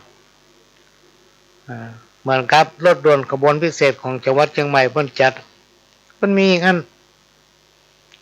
ที่ไหนเพิ่นก็มีงั้นนะนี่น่าประทับใจพี่น้องท่านฟังเป็นการแสดงให้เห็นว่าเป็นผู้ที่มีความกตัญญูกตเวทิตาคุณแล้วอย่างเขามีตารางอยู่แล้วเนี่ยเขาหมูว่าในปีนี้จะจัดอย่างใดวันไหนเป็นอย่างใดท่านไปไหนเปิดอย่างใดไปบนไปกี่ที่กี่ตาเขาหมูสักอย่างแต่เขามีตารางเขาจำเป็นนะแล้วที่อื่นเนี่ยไปหรอกที่นี่มา อันนี้ความคิดหันมันมาตรงกันอันนี้ก็มาโอ้ฟังบัดได้พี่น้องท่านถูกฟังโอ้ฟังว่าเรื่องมันเป็นอย่างเงี้ยในช่วงที่ผ่านมานี่ทางเหนือนี่ยังบัลลัมได้ขึ้นไปเลยหลายเดือนมาแล้วเป็นปีแล้วก็หาบัลลัมได้ขึ้นไปทางเหนือเนี่ยทางบ่อคอยทางเหนี่ยมนี่นะบัลลัมได้ไปมีอยู่เตือนนึงไปซื้อของกินซื้อของกิน ส่วนมากงานเขาจะมีทั้งใต้ของไปทั้งใต้ทิศเนาะและงานของพ่อหลวงเนี่ยพี่น้องท่านผู้ฟังนี่มีความจำเป็นที่ต้องอู้เวลาเขาไปหั่นไปนี่เขาไปตามเวลาพี่น้องท่านผู้ฟังบางพวกบางท่านป้าเขากลางต่างขอจอดสักกรรมอู้สักกรรมเนี่ยมันมีเวลาพี่น้องท่านผู้ฟังเขาจะไปตามเลิกตามเวลาของเขาเพื่อเขาจะไปสารปีพี่น้องท่านผู้ฟังพิธีทางพุทธจะมี9 โมง 8 โมงเกิงในเขาออกบ้านกล่าวว่า20 กว่านาทีมันถึงพุทธละเขาต้องถึงพุทธก่อนอย่างน้อย15 นาทีพี่น้องท่านผู้ฟังท่านจะต้องเข้าใจตัวไปใจว่าโอ้ปะเฮาส่วนต่างกันอยู่เพราะเหมาะจอดตักกันสักกรรมมันตักมาได้ มันตักมาได้พี่น้องท่านผู้ฟังอย่างเขานัดเป็น11 โมงเนี่ย10 โมงเกิงเขาต้องมีปุ้นแล้วเขาต้องอยู่ปุ้นแล้วจะไปจอดง่ายอย่างเติมแร่ทะเลทลายพานไปนี่ไม่ได้หรอกเพราะว่าจะฝนตกฟ้าห้องต้องไปถึงปุ้นอันนี้เป็นเรื่องที่ขอทำความเข้าใจหลายผู้หลายท่านมาหาบ้านบ่ปะโอ้มันให้จะล่ำจะรวยแล้วเนาะมาบ่ได้ก็บ่ปะสักเตื้อวะ ก็ย้อนมันบ่ล่ำบ่รวยนั่นแหละมันถึงได้ไปหั่นไปนี่ไงถ้ามันล่ำมันรวยไปไหนก็นั่งกินนอนกินเฮียบ่ได้ สบายเฮียบ่นี้เนาะบ่ต้องไปไหนสักที่ต้องเหียสักอย่างท่านมาบ่ปะเพราะมีภารกิจกับการทำงานที่เฮาหลีกเลี่ยงไม่ได้อันนี้มันก็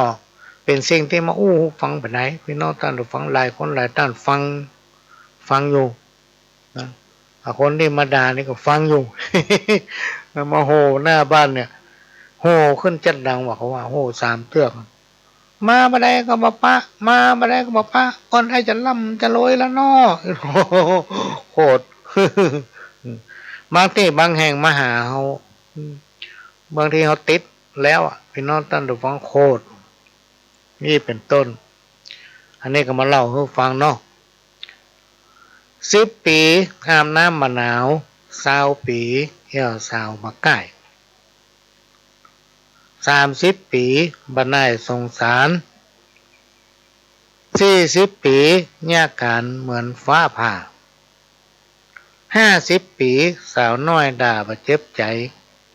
60 ปีไอเหมือนฟานโคก70 ปีบ่หกเต็มตัว80 ปีไข้หัวเหมือนให้90 ปีห้องก็ไข้อยู่ห้องก็ไข้ตายอันนี้เป็นกรรมที่ด้านผู้ปู่ย่าตายายครูบาอาจารย์ปน้อยปนานเพิ่นแต่งแต้มเขียนไว้มันมีมาสมัยเมินละนี่นะพี่น้องท่านผู้ฟังสมัยก่อนเนี่ยถ้าเราไปเรียนหนังสือเราอยู่วัด เราต้องท่องสวดมนต์เนาะเป็นขยมวัดตะกอนนี่มันแจ้ธรรมดาเนอะพี่น้องท่านผู้ฟังต้องว่าท่องทำวัดเย็นได้ทำวัดเจ้าได้ส่วนมนต์เนี่ยต้องได้เปิ้นใจบทอย่างพ่องเขาต้องได้เฮียนคืนละวรรค2 วรรคถ้าจบโรงเรียนปั๊บนะก็ต้องท่องธรรมละเป็นน้องท่านผู้ฟังท่องธรรมมันอย่างอานิสงส์บวชจะต้องท่องธรรมอานิสงส์บวชแล้วก็จำได้ด้วยนะพี่น้องท่านผู้ฟังก่อนถึงอ่านวันหน้าวันใบบางทีมันเป็นใบล้านอ่านวันใบได้สักอาทิตย์หนึ่งหรือว่าเดือนหนึ่งเพิ่นเยอะไปอ่าน2 หน้าไปละเขาก็ต้องอ่านได้กว่าเขาจะไปอ่าน2 หน้าครูบาอาจารย์เนี่ยไปนอนตันดูฟังมันใจเรื่องง่ายนะไม่ใช่เรื่องง่ายเขาก็ต้องระวังขนาดกลัวมันผิดกลัวมันนั่นบางคนนี่สั่นโยสั่นยงนะ เข้าไปถึงเพราะฉะนั้นเขากลัวมันผิดพลาดเขาต้องอ่านนักเอาจนจำได้อันนี้ส่งบวชนี่จำได้เลยท่องกำปากได้เลยนะพี่น้องท่านผู้ฟังพ่ออย่างพ่อกลัวมันผิดพลาดเวลาครูบาอาจารย์เพิ่นเฮอไปท่องไปอ่านเนี่ยเกินเขาได้พ่องไปได้พ่องไปเป็นคุกมาได้ครูบาอาจารย์เพิ่นด่าหัวทำอะไรโพดมหาบุรุษนิพพานนะสูตรอันนี้ส่งตัณหาคนตายพามปัญหา อันอย่างพวกนี้นะก็ต้องเอามาอ่านหมดพี่น้องท่านผู้ฟัง กลัวจะได้บวชเป็นเนนนะในสมัยนั้นลองสังเกตพอปน้อยพอนานคนมาเก่เนี่ยเพิ่นจะหูมัดนะตัวเมืองก็ได้ตัวไทยก็ได้คำสูตรโยกห้องอันนั้นอันนี้เพิ่นจะจำได้หมดพี่น้องตะวังแล้วก็เอามาสอนลูกสอนหลานสมัยเมื่อเขาเป็นพระน้อยเนี่ยเขามักจะไปหาคนเฒ่าคนแก่พอน้อยปานนั้นหรือว่าพวกแม่ที่เพิ่นนอนวัดไปนั่งโอ้เพิ่นจะสอนเขาเนาะเพิ่นจะอันนั้นนี่ให้ฟังเป็นการเล่าเฮาฟังเขาก่อนหน้ามาคิดมาจำแล้วก็นำปฏิบัติบางอย่างก็ดีบางอย่างมันถึงดีหมดพี่น้องตั้งใจฟังผลมันจะน้อยจะนักอยู่ที่การกระทำของเฮาอันกรรมที่เพิ่นว่าเนี่ยกรรมภัย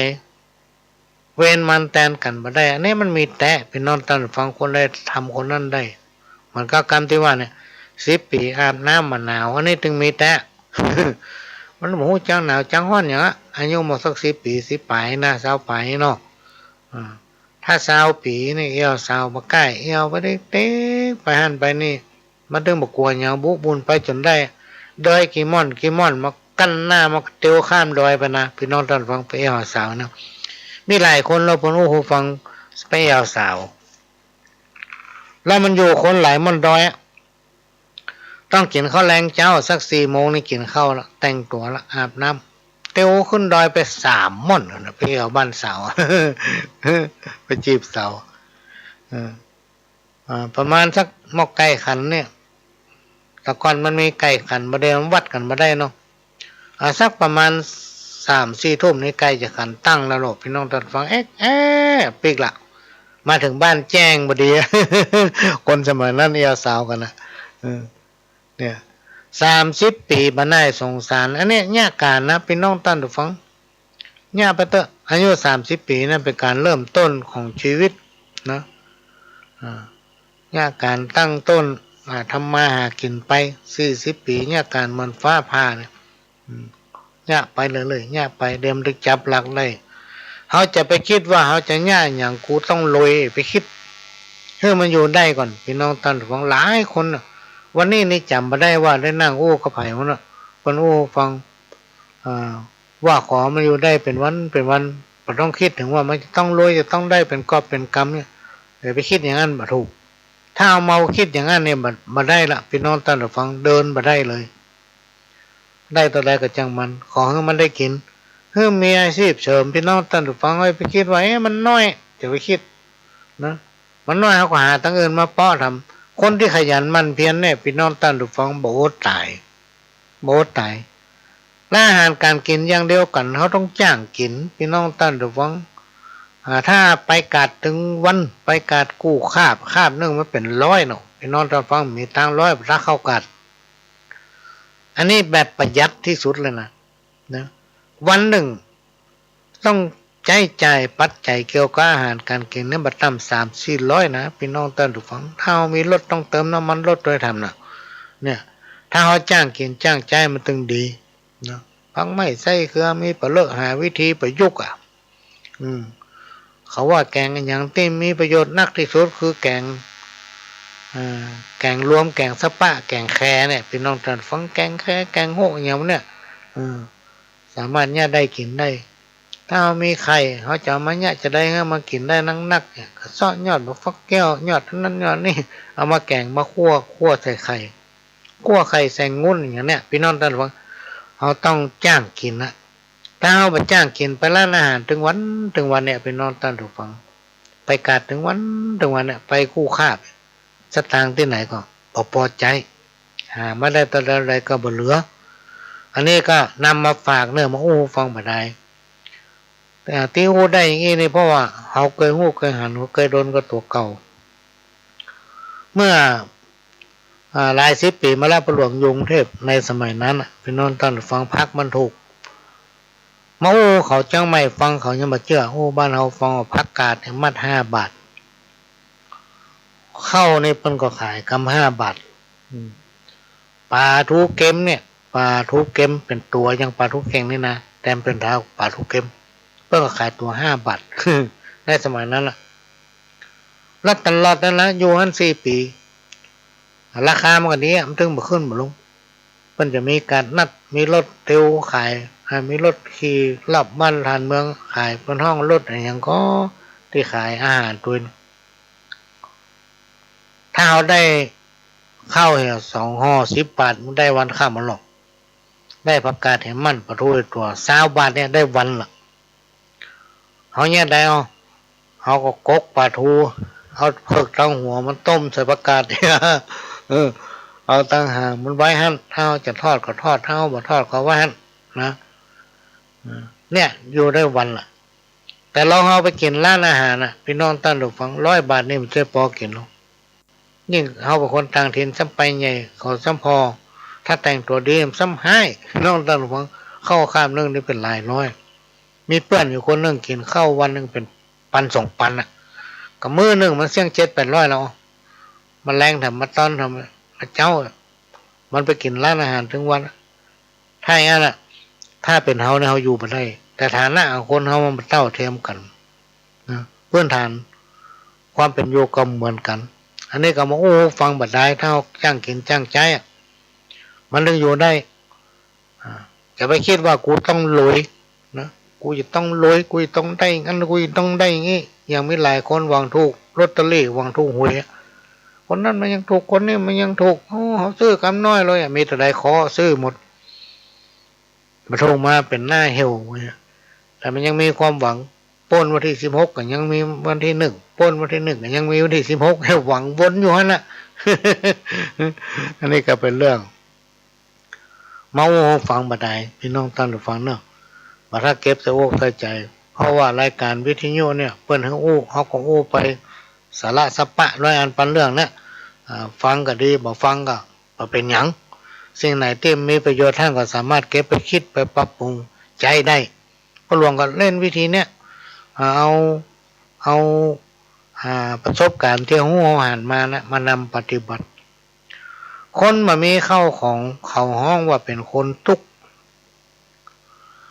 คนที่มันมีความสุขเปิ้นก็ห้องว่าเป็นทุกข์เหมือนกันสาเหตุแห่งทุกข์เต้าที่หูหันมีสารพัน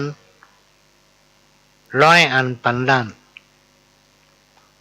ห้องทุกข์ต้องไปอยู่ไก่เมืองไก่บ้านคณะเมียมานเต็มต้อง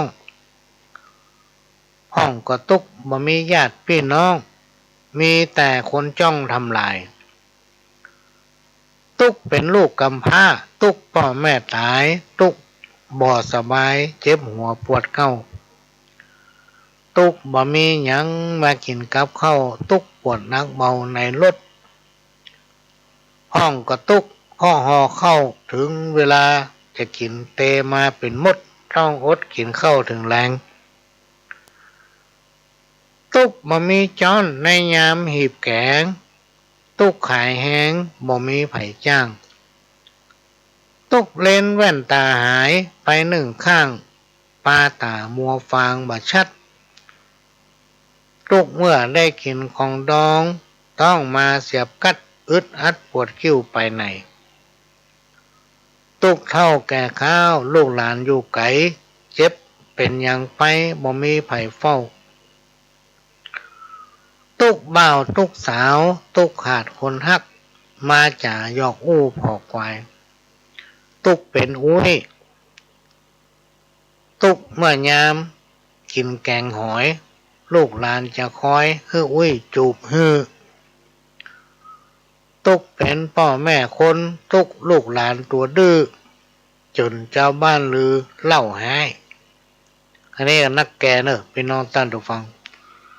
ถ้าโอ้ถึงคนเนี่ยพี่น้องท่านผู้ฟังกรรมโบราณเปิ้นว่าถ้าเชื่อมันจะดีตั้งแต่พระอ้อมปอกถ้าจัดเชื่อมันจะวอกมันถึงวอกมาตั้งแต่น้อยหรอก นี่ครูบาอาจารย์เปิ้นโอ้นะพระหลวงก็จำไว้อะแล้วเอามาตองพอมันก็มีแต่เนอะพี่น้องท่านผู้ฟังมีแต่มันอยู่ที่เชื่อของมันอะอยู่ที่สันดานอยู่ที่พื้นฐานความเป็นอยู่ของเขาคนนี้มันจะดีมันดีตั้งแต่น้อยอันนี้บดีเนาะปล่อยไปเนี่ยมันถึงเหมือนเนี่ยแล้วหรอกอย่างนี้เป็นต้น คนใหญ่แล้วลืมตัวน่ากลัวยิ่งกลัวละอ่อนดื้ออันนี้ก็สำคัญพี่น้องท่านผู้ฟังคนใหญ่คนที่ลืมตัวนี่นะบางทีเพิ่นอาจจะมีความรู้นัก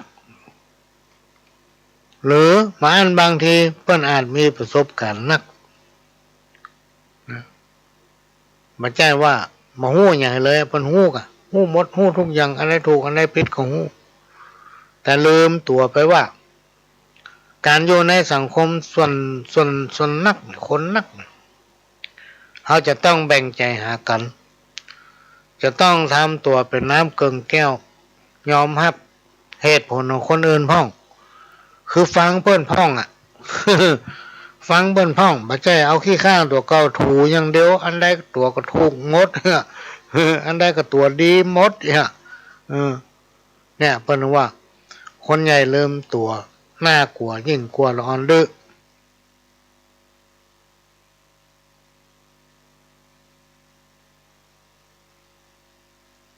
คนเขาอยู่ด้วยกันในวงสังคมเนี่ยพี่น้องท่านผู้ฟังมันหลากหลายพ่องหู้น้อยพ่องหู้น้อยเอามาเปาะมาหอมกันก็เป็นหู้นักเหมือนกับติดมันว่าเนี่ยการลายมันเล่นนะเนี่ยคนเดียวหิมตายถ้ามาช่วยกันหลายคนกำเดียวกันแล้ว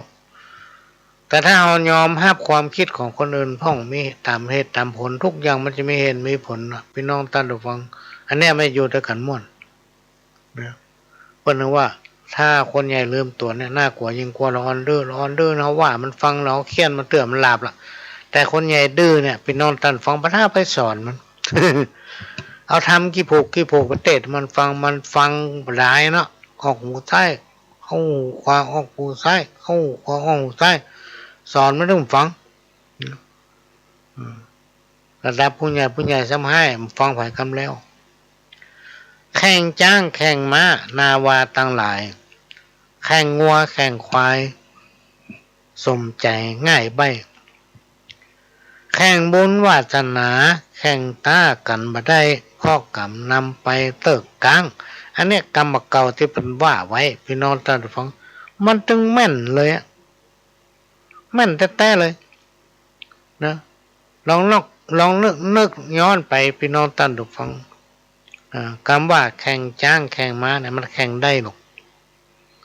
มันแข่งได้มันวิ่งแข่งกันนะแข่งอย่างแข่งได้มดแข่งรถแข่งเรือแข่งสปะแข่งได้แข่งว่าแข่งควายแข่งอย่างได้หมดแต่บุญวาสนาของคนเฮาเนี่ยตาบ่ได้พี่น้องท่านผู้ฟังตาบ่ได้กรรมไผบุญมันน่ะบางทีบุญเฮาก็มีแต่บุญเฮาก็นักเฮาก็ทำมานักหนาป้านะแต่กรรมเฮาก็นักพี่น้องท่านผู้ฟังกรรมเฮาก็นักฮู้อยู่แล้วว่ากรรมนักก็มันประสบความสำเร็จสักเตื้อก็เดียวก็อันหนึ่งก็เดียวก็อันหนึ่งก็ได้มาก็เสี่ยงไปอย่างจะดูดีสบายอย่างเปิ้นมันมีได้มาก็เสี่ยงได้มาก็เสี่ยงหามาแต่เหนือได้มาขนาดงดเรื่องบ่เรื่องพี่น้องท่านผู้ฟังอันยังเพราะมันมีอย่างมากรรมเฮาไงเพิ่นฮ้องว่าบุญเฮาก็มีบุญเฮาก็ทำกรรมเฮาก็มีมันมาบังกันไว้แล้วสิ่งหนึ่งที่ครูบาอาจารย์เปิ้นอู้ไว้แล้วเฮามาสังเกตพองตลอดตั้งแต่ปี2516ตั้งแต่ปี2514พี่น้องท่านผู้ฟังมาจนถึงปัจจุบันน่ะพ่อหลวงมาตองพอนะมันมีแต่เปิ้นบอกว่าทำไปเถอะบุญนี่นะมันถึงมาหายไปไหนทำน้อยมันปิกมาเอานอกจากปิกมาถึงตัวเฮาแล้วมันยังส่งผลไปถึงลูกถึงหลานนะพี่น้องท่านผู้ฟังลูกท่านอยู่ทอดฟังกรรมนะลูกหลานมีสติปัญญาเป็นคนเฉลียวฉลาดนะลูกหลานเนี่ยมีอนาคตก้าวหน้ารุ่งเรืองเพื่อทำบุญกันเตอะตามกำลังของเขาถึงแม้ว่าตัวเขาไม่ได้ทำเองเพียงแต่เขาคิดให้เปิ้นเป็นเก้าเป็นกันแนะนำเปิ้นครูบาอาจารย์เปิ้นกล่าวว่าถ้าเขามีสตางค์เนี่ยเอาแหงไปหอมไม่หรอกเอาแหงไปหอมก็ได้บุญเพราะว่าเขาเอาใจเขาไปหรอก เนี่ยพี่น้องท่านผู้ฟังที่เป็นว่าทำบุญกันเตอะมันบ่สลายจักได้สบายในวันภายหน้ามันมีแต่บุญเนี่ยมันมีขายความดีมันมีขายถ้าไผก็ได้คือทำคนเดียวคือทำเอาไปของมันแล้วบาปบุญคุณและโทษเนี่ยมันมีเป็นเงาติดตามตัวเฮาเพียงแต่ว่ามันบัดตันเดี๋ยวลงทันบางคนบอกเข้าใจคิดว่าหมอนั่นมันทำมันเนี่ยมาได้บาปกรรมอย่าลงทันมาสักเถอะมาบัดตันเถอะถ้ามันตันนะพี่น้องตันจะฟังเฮ้อระวังถ้าแก้บัดตกแก้บัดตกบ่มีอย่างที่มาเยียวยาได้นอกจากดองไม้จันทร์กับธูป อันนี้เป็นเรื่องจริงเป็นเรื่องจริงพี่น้องตันฟังตองมาละบางผู้บางท่านเปิ้นให้โอกาสแล้วยังบักกับตัวกับใจเด้อเปิ้นฮ้องว่าสันดานเมื่อสันดานมันเป็นอย่างนั้นปล่อยมันเป็นไปตามเรื่องมันก็เดียวบาปบุญคุณและโทษจะลงโทษมันเองมันจะเป็นไปโดยธรรมชาติมันจะแพ้ภัยไปโดยธรรมชาติของมันเองมันต้องไปว่าอย่างไผพี่น้องท่านผู้ฟังอยู่ของไผของมันทำไปตามหน้าที่ของไผมันอย่างเขาเป็นหัวหน้าบ้านเป็นหัวหน้าครอบครัวก็อยู่ในครอบครัวของเขา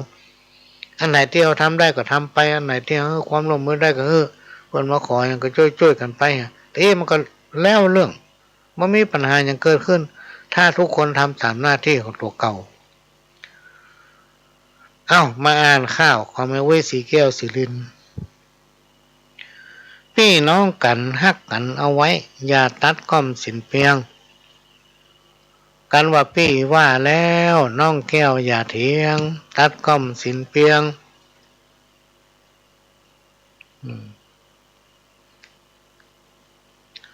ตัดก้อมสินเพียงได้อย่างพ่องเจ้าเกิดแก่เจ็บตายบ่เมินก็เท่านี้ความตายไปบ่พ้นอย่าทำบาปกรรมมันล้ำโลนกรรมนั่นจังตอบไส้ตันเอาพี่น้องอย่าถือเฮาเขาจะปาเอาเฮาหมองใจกว่าจ้อยพี่น้องผิดกันเหมือนมีดฟันน้ำฟันแล้วก็อั้นหายลอยกันว่าน้องล้ามผิดนิดผิดหน่อยตัวพี่ก็คอยอภัยโทษยามเมื่อเจ็บเป็นไผจะมายื้อบ่เหมือนวงใหญ่พี่น้องคนอื่นคนไก่เปิ้นมานั่งซ่องมีตาพออันดูได้เหมือนพี่น้องมากพวงหลวงหลายนะกันบัดสบายช่วยกันพอเฝ้าห้องปันเพียวเงินห้องกับปันเพียวเข้าช่วยกันยุกยาเอาพอไว้พี่น้องใกล้กันเฮาหวังปึ้งใจยามเมื่อป่วยไข้หิวแรงยามเมื่อจุ่มเนื้อจะไปปากแข็งจากกำรุนแรงเล่าเหนือเล่าใต้ป้ากันพิษกันแล้วจะได้อันยังคืนมาแล้วไส้จักหาเอื่นได้ไหนมาพี่น้องประกุลวงศากันโกรธกันมาเหมือนฆ่ากันได้หายโกรธเกลียดกันแล้วลุ่งแจ้งปลาใสพี่น้องวงใหญ่ก็มีเต้าอี้พี่น้องผิดกันเหมือนมีดฟันน้ำมาหันบาดได้หายห้อยพี่น้องบาดตายจากกันจักมาตัดบันในจักขาดได้พี่น้องกันกำฮ้อนกำไม่บอกควรเอาไปเล่าให้เปรียบไปเหมือนกับนักเลงเล่นพายก็คอยแต่อั้นจักกุงเอาขวัญพี่น้องไปเอวจ่าปูนมาเป็นมงคลหาผลบ่ได้จักว่าไปนักปัญญาบ่หลายขอจบคำบรรยายเหี่ยเต้าอี้อันนี้ของแม่วิสีแก้วสีลินพี่น้องตัดฟังเพิ่นเขียนมาไว้ทำอันบทหนึ่งเรื่องคำสอนบ่าวสอนสาว บ่าวสอนสาวเป็นโบราณคนตะก้อนอ่ะบทนี้แหละจักสอนบ่าวสาวคาตัวบะยาวไข่เน็บแปะดังเปิ้นเป็นคนมีเฮาเป็นคนกั้นอย่าฝันแปลงปันห่วมซ้อนถ้าทำตัวดีจักมีพี่น้องเปิ้นจักสืบเฮือถามเอาเฮาเป็นคนตกลุ่มตาเขาบัดห้าไปเมามาเสียตาเสียหน้าปาจื้อเสียงเสียปู่ลุงแม่ป้าเปิ้นจักนินทากล่าวซ้ำแยงน้ำใส่เกลือเฮ่อเหลือเฮ่อล้ำฉะนั้นก็ล่างดีเมาจักสอนสั่งน้องแม่แฮนปันเขาตีหน้าชอบเบามันมีหลายลากกึดดูแลระเบียบเจ้าบ้านที่เปิ้นคนมั่งคนมีอย่ารับลูกขวายลูกเจ้าลูกเตอะลูกเจ้านางนองไปหนีละบทบาทคำสอนจุ่งคิดจุ่งตองเนื้อนายน้องเน่า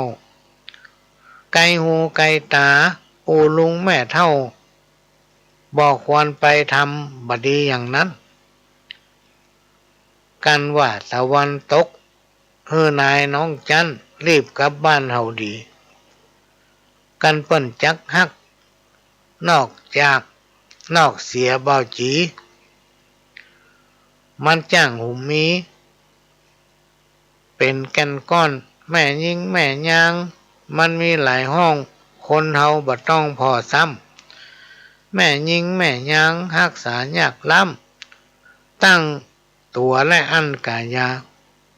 ลูกมาเมื่อเจ้าล้างหน้าล้างตานะตกแต่งดาดังไฟนึ่งเข้าถ้ามันสุกใสนายน้องเน่าเอากวะวางลูกน้ำคู่เข้าลงแตบที่ไหลจันจิ้งจักถูกต้องของเฮาเข้าติดไม่ก้อนเม็ดน้อยขูดเหลา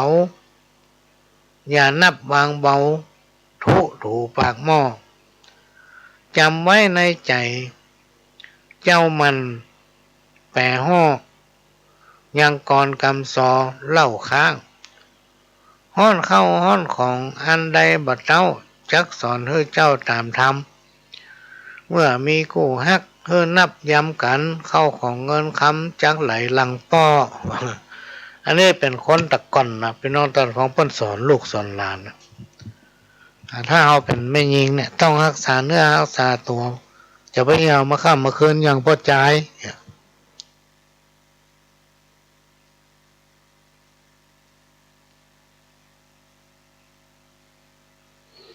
อันนี้เป็นกรรมของคนตะกอนที่เปิ้นกล่าวไว้นะกล่าวไว้สอนไว้ว่าเขามีลูกเต้าเป็นแม่ยิงเนี่ยพี่น้องท่านผู้ฟังเขาต้องใจเขาเนี่ยการบ้านเป็นตัวโดยเฉพาะการนึ่งข้าวเป่าไฟเนี่ยพี่น้องท่านผู้ฟังลูกแม่ยิงเนี่ยจะต้องหัดเนี่ยกวาดบ้านเพี้ยวบ้านเนี่ยลูกแม่ยิงเนี่ยต้องเนี่ยนะเป็นแม่บ้านหรอกเป็นแม่บ้านแม่เรือนจะต้องทำไปใจว่าปล่อยให้ใหญ่ไปใจอย่างร้อนบางคนเนี่ยไปนอนตันฟังพ่อแม่ไม่ยอมใจกันเบื่อเนี่ยการยังสักอย่างนะแต่พอเขาตายไปพี่น้องตันฟังร้อนเนี่ยอย่างจ้างสักอย่างจะเนี่ยกินก็จ้างเมื่อก็ลูกเสียทีในนิทานชาดกพ่อแม่เสียทีนี่ปัจจัยลูกเนี่ยอย่างสักอย่างเมื่อลูกเนี่ยอย่างสักอย่างก็อยู่อย่างสบายถือว่าตัวร่ำรวยนะอันอย่างตัวก็มีหมดพอตัวตายไปพี่น้องตัดฝังลูกเนี่ยการมาจ้าง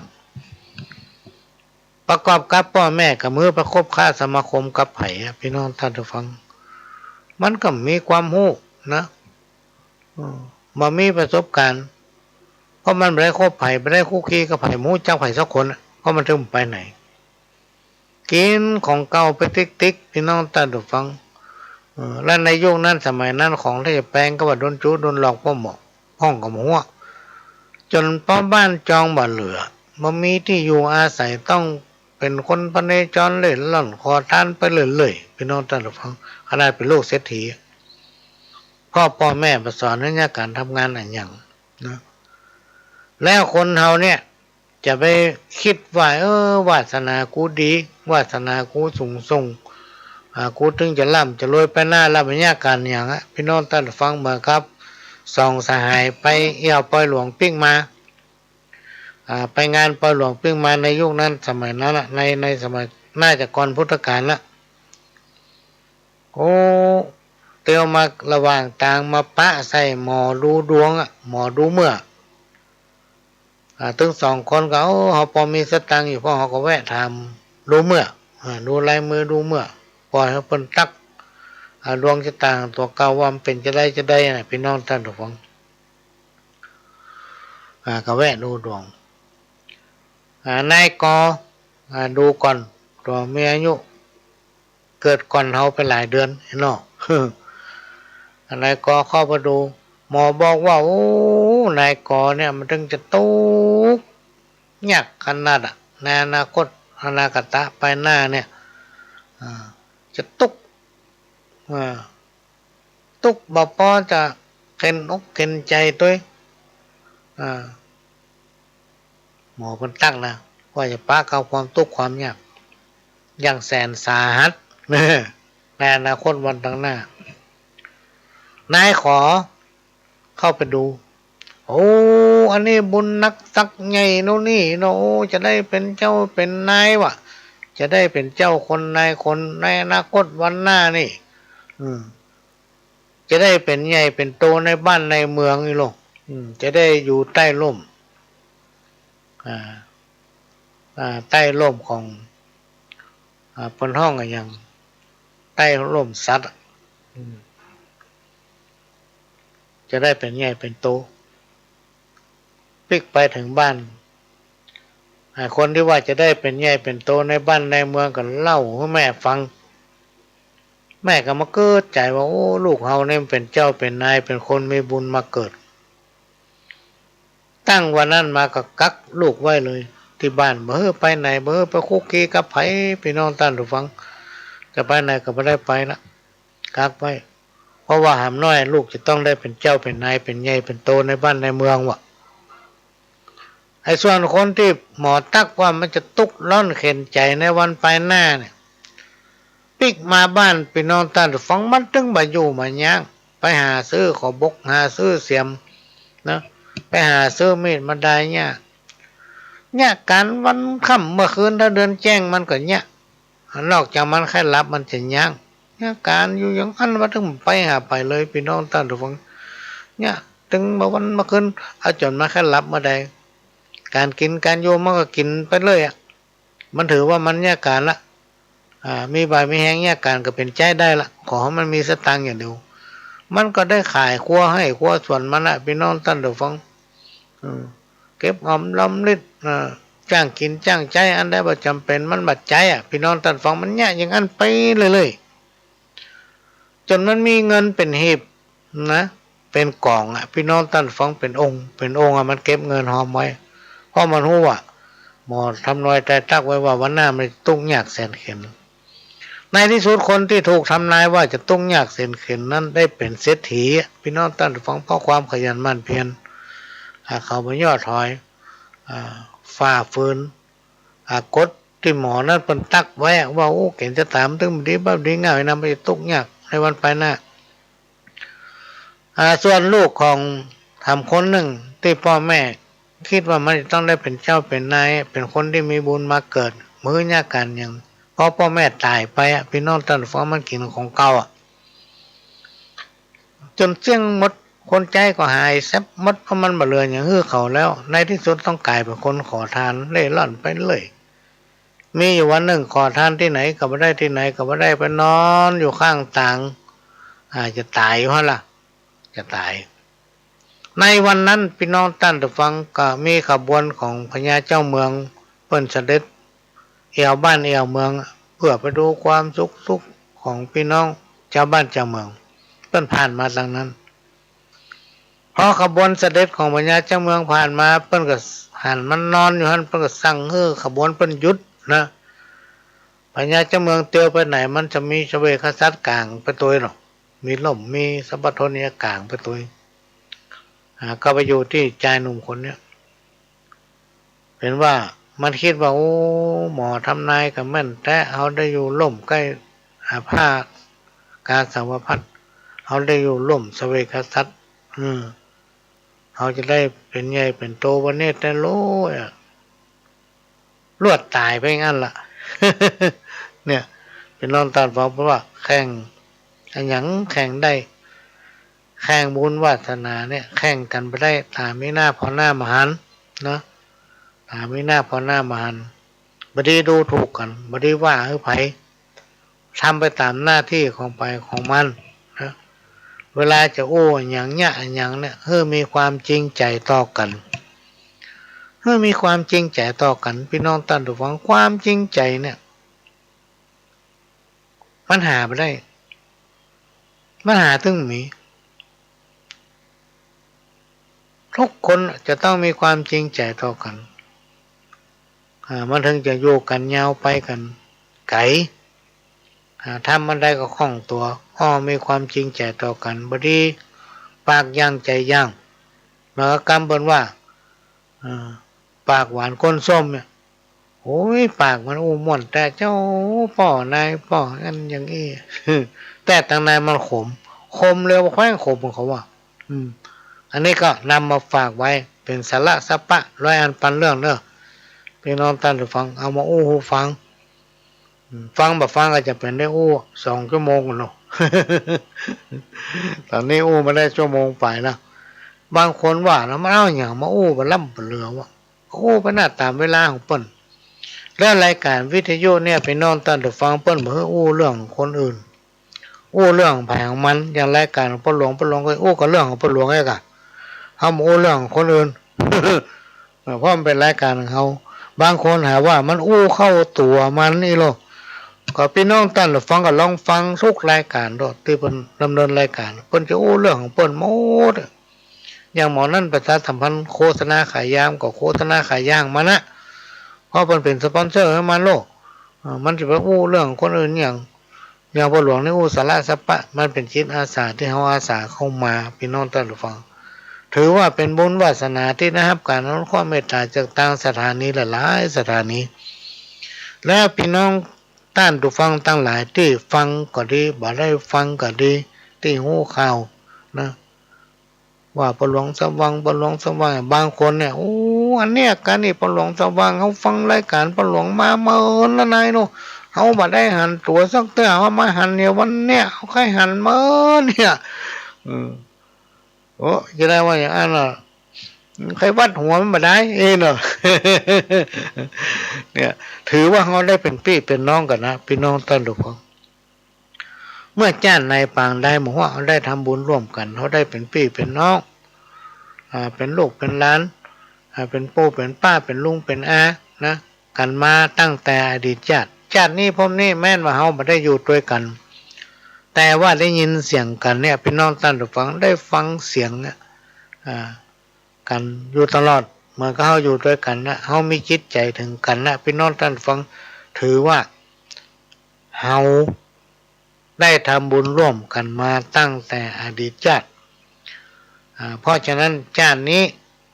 เขาถึงได้พบกันพี่น้องท่านผู้ฟังอันนี้ก็เป็นสิ่งที่หายากนะการที่คนเขาจะเกิดมาพบกันเนี่ยมันไม่ใช่เรื่องง่ายนะพี่น้องท่านผู้ฟังหลายผู้หลายท่านอยู่ภาคใต้บอกโทรมาหาเขาฟังรายการอยู่ว่าแปลกใจว่าสถานีวิทยุเขามันดังไปภาคใต้เมืองไงเนาะมาเกิดใจได้ที่หลังว่าเป็นว่ารายการของพ่อหลวงเนี่ยตั้งสถานีเป็นออนไลน์ไปทั่วโลก ทางเฟซทางโทรศัพท์เนี่ยพี่น้องท่านผู้ฟังถ้าใครฟังปะหลวงนะก็กดชื่อของปะหลวงเข้าไปใน Google นั้น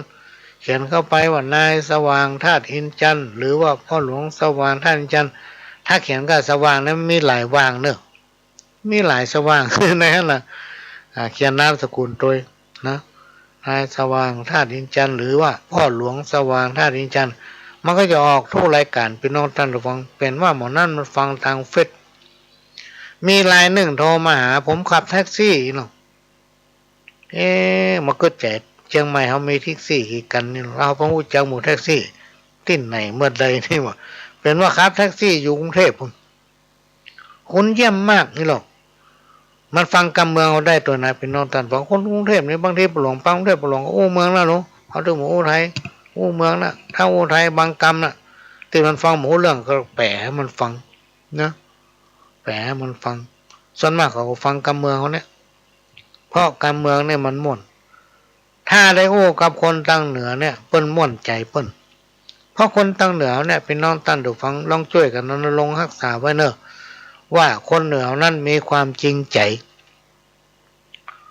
คนเหนือนั้นมีน้ำใจนะคนเหนือนั้นบะแรงน้ำใจคนเหนือนั้นบะใจดำนะพี่น้องท่านผู้ฟังเป็นบ้านบุญเมืองบุญล้านนาวนี่เป็นบุญเป็นเมืองบุญที่อุดมสมบูรณ์ไปด้วยอู่เข้าอู่น้ำไปที่ไหนใครก็ชอบถ้าเอาไปที่ไหนไปป้าคนเหนือนะโอ้ยเป็นชอบเพราะคนเหนือนั่นจิตใจงามอันนี้เป็นสิ่งที่เราตั้งหลายจะต้องอนุรักษ์รักษาไว้ความเป็นคนที่มีจิตใจงามอู้ไหนมีหั่นมีสัจจะเนี่ยบะแรงน้ำใจอู้กำไรกำนั้น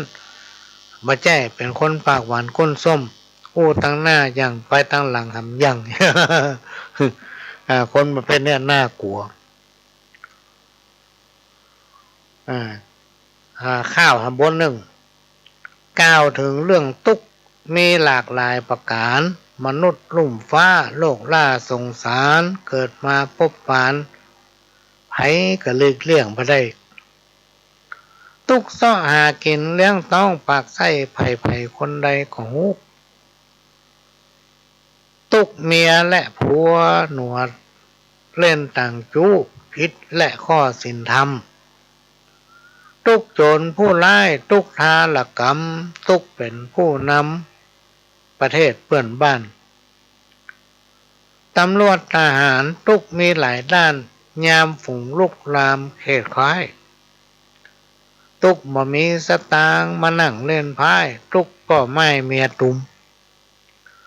ตุกสาวบะฮักตุกเบาบ่หุมตุกใจเมียตุมตุกใจแท้ใบตุกเฮตุกหาเงินทองบาทได้อย่างใดก็มีพังพร้อม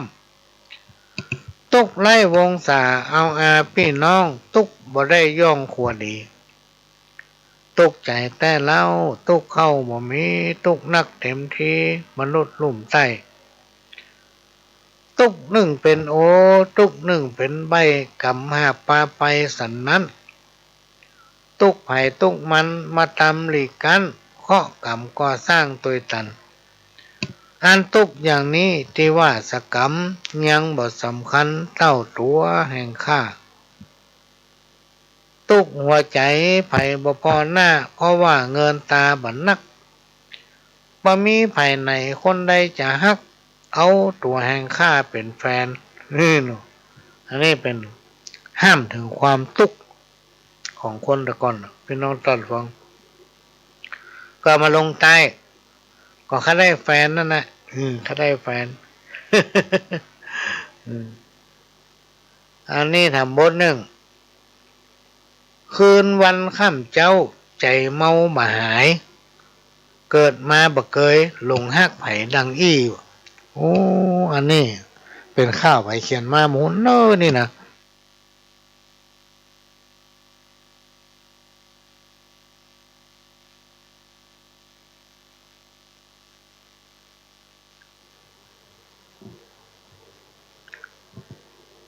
หันกันครั้งเดียวแตะๆอีหลง น้องก็ตึงบะเหลวตึงอู้ตึงเตียวปล่อยอ้ายตัวก้นไผเขียนมาหมดเน้อนี่เนาะอ้ายขอบอกนายแม่จีดอกไม้ปอจะฮักอ้ายได้ก็จ่าเนาะ พี่ขอยอดรักปอมีเมตตาพิจารณาไปมาที่ท่วนขอเฮ้อน้องแม่ปองสองสีแปลงใจเฮ้อดีแปลงใจเฮ้อดี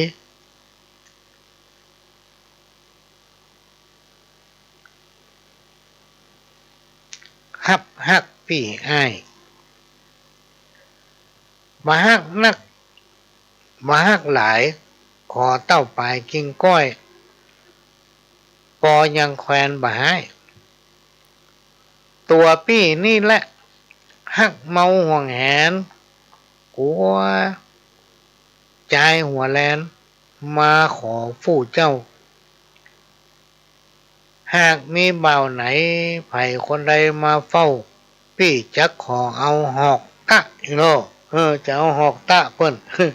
หอกฟันเนาะหอกเสียบเปิ้นเนาะ นี่ก็ไผเขียนมาหมดเลยนะจะเอาหอกตะเอาหอกตั้งเปิ้นเอาจนมันตายนอนหงายมะกลางควางบ้านของนางขอนางน้องไทยจำไว้อย่าจางพี่ฮักตัวนางจำไว้ด้วยจำไว้ด้วยกันบ่ได้ตัวแม่บัวลายถ้วยมาอยู่ตัวจานนี้พี่คงจะตาย